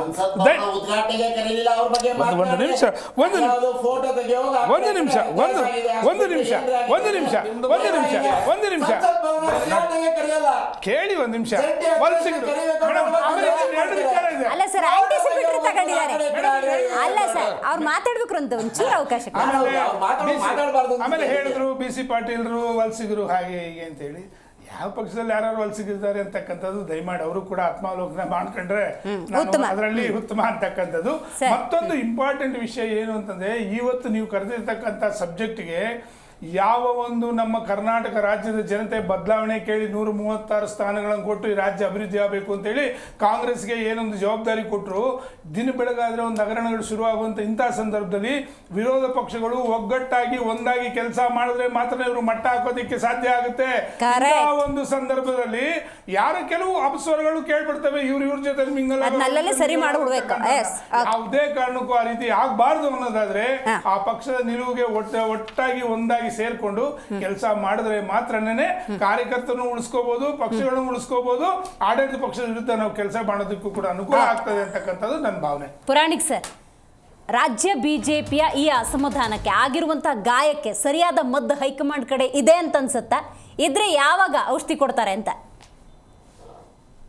ನನ್ನ ಪ್ರಕಾರ ಹೈಕಮಾಂಡ್ ಇದ ಮಧ್ಯಪ್ರವೇಶ ಮಾಡ್ತಕ್ಕಂತ ಸನ್ನಿವೇಶ ಜಾಸ್ತಿ ಈಗ ಬಹಳ ಅರ್ಜೆಂಟ್ ಆಗಿ ಆಗ್ಬೇಕಾಗಿದೆ. ಅದಕ್ಕೇನೆ ಅವರು 2ನೇ ತಾರೀಕು ಇವ್ರನ್ನ ಸೆಕ್ರೆಟರಿ ಅವ್ರನ್ನ ಕಳಿಸ್ತಾ ಇದ್ದಾರೆ, ಏನಿದೆ ಸಮಸ್ಯೆ ನೋಡಿ ಅಂತ. ಆದ್ರೆ ಯತ್ನಾಳ್ರವ್ರಿಗೆ ಒಂದು ರೀತಿಯಲ್ಲಿ ಏನೋ ಭಯವೋ ಭ್ರಮೆಯೋ ಏನೋ ಗೊತ್ತಿಲ್ಲ, ನಾನು ಇಡೀ ಒಂದು ಬಿಜೆಪಿ ಪಕ್ಷದ ನಾಯಕನಾಗಿ ಹೊರಹೊಮ್ಮಬೇಕು, ವಿರೋಧ ಪಕ್ಷ ನಾಯಕನಾಗಬೇಕು, ಮತ್ತೆ ಪಕ್ಷದ ಚುಕ್ಕಾಣಿಯಲ್ಲಿ ಮುಂದೆ ಚುನಾವಣೆಯಲ್ಲಿ ಗೆಲ್ಲಬೇಕು ಅಂತಕ್ಕಂತ ಒಂದು ಅಪೇಕ್ಷೆ ಇದ್ರೆ ಅವ್ರು ಎಲ್ಲರೊಂದಿಗೂ ಜೊತೆಗೆ ಸೇರ್ಕೊಂಡು ಸಹಕಾರದಿಂದ ಇದು ವಿರೋಧ ಪಕ್ಷದ ಒಂದು ಜವಾಬ್ದಾರಿಯುತ ಕರ್ತವ್ಯಗಳನ್ನ ಮಾಡ್ಬೇಕಾಗಿತ್ತು. ಅದು ಮಾಡ್ತಾ ಇಲ್ಲ.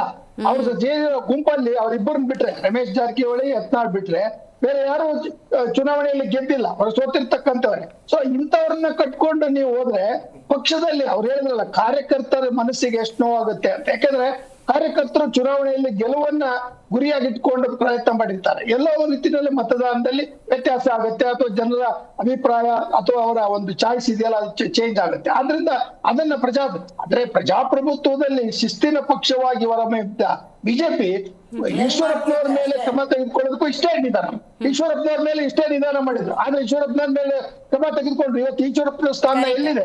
ಅವ್ರ ಪಕ್ಷಕ್ಕೆ ಸೇರ್ಸ್ಕೋಬೇಕೋ ಬೇಡ ಅಂತಕ್ಕಂಥ ರೀತಿಯಲ್ಲಿ ಅವ್ರ ಈಶ್ವರಪ್ಪನವರ ಪರಿಸ್ಥಿತಿ ಬಂತು. ಹಾಗೇನೆ ಯತ್ನಾಳೂ ಆಗುತ್ತೆ. ಯಾಕೆಂದ್ರೆ ಯತ್ನಾಳ್ ಇಡೀ ಕರ್ನಾಟಕದ ಒಂದು ಪ್ರಮುಖ ನಾಯಕನಾಗಿ ಹೊರಹೊಮ್ಮತಕ್ಕಂತ ಚಾಯ್ಸ್ ಅನ್ನ, ಅವಕಾಶವನ್ನ ಅವ್ರು ವಾಜಪೇಯಿಯಿಂದ ಕೊಟ್ಟಿದ್ರು. ಅದನ್ನ ಅವ್ರು ಕಳ್ಕೊಂಡ್ರು ಕ್ರಮವಾಗಿ. ಅಂದ್ರೆ ಏನಾಯ್ತು, ಈಗೋ ಫ್ಯಾಕ್ಟರ್ ಜಾಸ್ತಿ ಇದೆ. ಅವ್ರು ಹೇಳ್ತಾರೆ, ನಾವು ನಮ್ಮ ಗುಂಪು ಮುಖ್ಯಮಂತ್ರಿ ಆಗುತ್ತೆ, ಆಮೇಲೆ ವಿಜಯೇಂದ್ರ ಅಧ್ಯಕ್ಷನಾಗಿ ಟಿಕೆಟ್ ಅನ್ನ ಕೊಡ್ಕೊಡ್ದು. ಅಂದ್ರೆ ಈಗ ಅವ್ರು ಎಷ್ಟು ದೂರ ಆಲೋಚನೆ, ದುರಾಲೋಚನೆ ಅನ್ನೋಕ್ಕಿಂತ ಡಿಮಾಂಡ್ಸ್ ಇರ್ತವೆ ಅಂತ ಆಯ್ತು ಸರ್.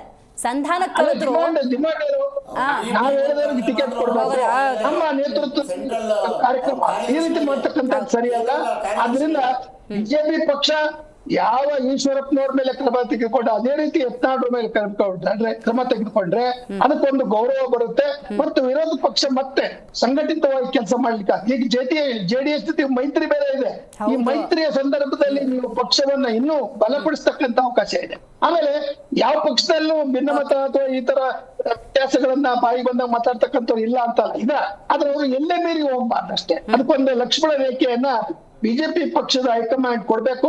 ಮತ್ತು ಬಿಜೆಪಿ ಪಕ್ಷದಲ್ಲಿ ಇವರಿಗೆ ಕುಮ್ಮಕ್ ಕೊಡ್ತಕ್ಕಂತ ವ್ಯಕ್ತಿಗಳೇನಿದ್ರೆ ಅವ್ರನ್ನೂ ಸಹ ಒಂದು ರೀತಿಯಲ್ಲಿ, ಅವ್ರಿಗೂ ಸಹ ಒಂದು ರೀತಿಯಲ್ಲಿ ಒಂದು ಪರೋಕ್ಷವಾಗಿ ಶಿಸ್ತಿನ ಒಂದು ಎಚ್ಚರಿಕೆಯನ್ನು ನೀಡಬೇಕು ಅಂತಕ್ಕಂಥದ್ದು ನಾವು ಒಂದು ಪ್ರಜಾಪ್ರಭುತ್ವದ ವಿರೋಧ ಪಕ್ಷದ ಹಿತದೃಷ್ಟಿಯಿಂದ, ಅದರ ಕರ್ತವ್ಯದ ದೃಷ್ಟಿಯಿಂದ ಹೇಳ್ತಾರೆ. ಆಡಳಿತ ಪಕ್ಷದಲ್ಲೂ ಇದೆ ಅನೇಕ ರೀತಿಯ ಒಳಭೇದಗಳು ಇದೆ. ಡಿ.ಕೆ. ಶಿವಕುಮಾರ್ ವರ್ಸಸ್ ಸಿದ್ದರಾಮಯ್ಯ ಗುಂಪಿದೆ ಅನ್ನೋದು ಜಗಜ್ಜಾಹಿರ. ಆದ್ರೆ ಈಗ ಅವರು ಅಧಿಕಾರವನ್ನು ಉಳಿಸಿಕೊಳ್ಳೋದಕ್ಕೋಸ್ಕರ ಒಗ್ಗಟ್ಟಾಗಿದ್ದಾರೆ. ಇವರು ಅಧಿಕಾರ ಕಳ್ಕೊಂಡಿದ್ದಾರೆ, ಅದರಿಂದ ಕಚ್ಚಾಡ್ತಾ ಇದ್ದಾರೆ, ಅಷ್ಟೇ ವ್ಯತ್ಯಾಸ. ಓಕೆ, ಶರತ್ ಅವರೇ, ಸಂಧಾನ ಮಾಡ್ತೀರಾ, ಕ್ರಮ ತಗೋತೀರಾ? ಒಂದು ಕ್ಲಾರಿಟಿ ಒಂದೇ ಲೈನಲ್ಲಿ ನೋಡಿ. ಅದೇ ವರಿಷ್ಠರ ನಿರ್ಧಾರಕ್ಕೆ ವರಿಷ್ಠರು ಏನು ನಿರ್ಧಾರ ತಗೊಳ್ಳೋರು ಇದ್ದಾರೆ ಅದಕ್ಕೆ ಈ ವೇದಿಕೆಯಲ್ಲಿ ಚರ್ಚೆ ಮಾಡ್ತಕ್ಕಂಥ ವಿಷಯ ಅಲ್ಲ. ಆಯ್ತು, ಒಂದು ಏನಂದ್ರೆ ನಮ್ಮ ಕಾಂಗ್ರೆಸ್ ವಕ್ತಾರರು ಹೇಳಿದ್ರು, ಅಂಬೇಡ್ಕರ್ ಜಯಂತಿಯನ್ನ ನಿಮ್ಮ ಜಗನ್ನಾಥ ಭವನದಲ್ಲಿ ಮಾಡ್ಲಿಲ್ಲ ಅಂತ. ನೋಡಿ, ಇಲ್ಲಿ ಇದೆ ಫೋಟೋಸು. ಇಲ್ಲಿ ರಾಜ್ಯಾಧ್ಯಕ್ಷರಾದ ವಿಜೇಂದ್ರ ಅವರೇ ಮತ್ತೆ ಗಣೇಶ್ ಕಾಣಿಕರ್ ಅವರು ಎಲ್ಲ ವರ್ಷದಲ್ಲೂ ಮಾಡಿದೀವಿ ಸ್ವಾಮಿ, ಎಲ್ಲ ಫೋಟೋ ಇದೆ.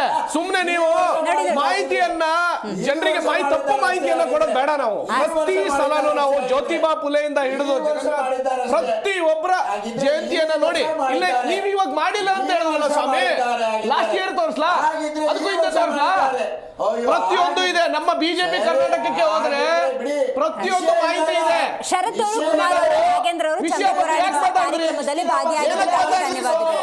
ಒಟ್ಟಾರೆ ಬಿಜೆಪಿಯಲ್ಲಿ ಅಸಮಾಧಾನ ಸ್ಫೋಟಗೊಂಡಿದೆ. ಇಂತಹ ಸಂದರ್ಭದಲ್ಲಿ ಆದಷ್ಟು ಬೇಗ ಈ ಸಮಸ್ಯೆಗೆ ಪರಿಹಾರವನ್ನು ತರಲಿಲ್ಲ ಅಂದರೆ ಬಿಜೆಪಿ ಹಂತ ಹಂತವಾಗಿ ಕೆಳಗೆ ಹೋಗೋದ್ರಲ್ಲಿ ಅನುಮಾನವೇ ಇಲ್ಲ. ಇದ್ರ ಜೊತೆಗೆ ಮೈತ್ರಿ ಬೇರೆ ಇದೆ, JDS ಬೇರೆ ಜೊತೆಗಿದೆ. ಅವರ ಜೊತೆಗೂ ಕೂಡ ಗೌರವವನ್ನು ಉಳಿಸ್ಕೊಳ್ಬೇಕಾಗಿದೆ. ಆದಷ್ಟು ಬೇಗ ಈ ಸಮಸ್ಯೆಗೆಲ್ಲ ಪರಿಹಾರವನ್ನು ಕಂಡುಕೊಳ್ಳಿ. ಒಂದು ಪ್ರಬಲ ಪ್ರತಿಪಕ್ಷವಾಗಿ ಬಿಜೆಪಿ ಮತ್ತು JDS ಸದನದಲ್ಲಿ ಕೂತ್ಕೊಂಡು ಜನರ ಪರವಾಗಿ ಪ್ರಶ್ನೆ ಮಾಡಲಿ ಅಂತ ಹೇಳ್ತಾ ಇವತ್ತಿನ ಕಾರ್ಯಕ್ರಮವನ್ನು ಮುಗಿಸೋಣ. ನೋಡ್ತಾ ಇರಿ ಜಿ ಕನ್ನಡ ನ್ಯೂಸ್, ಸತ್ಯವೇ ಸುದ್ದಿಯ ಜೀವಾಳ.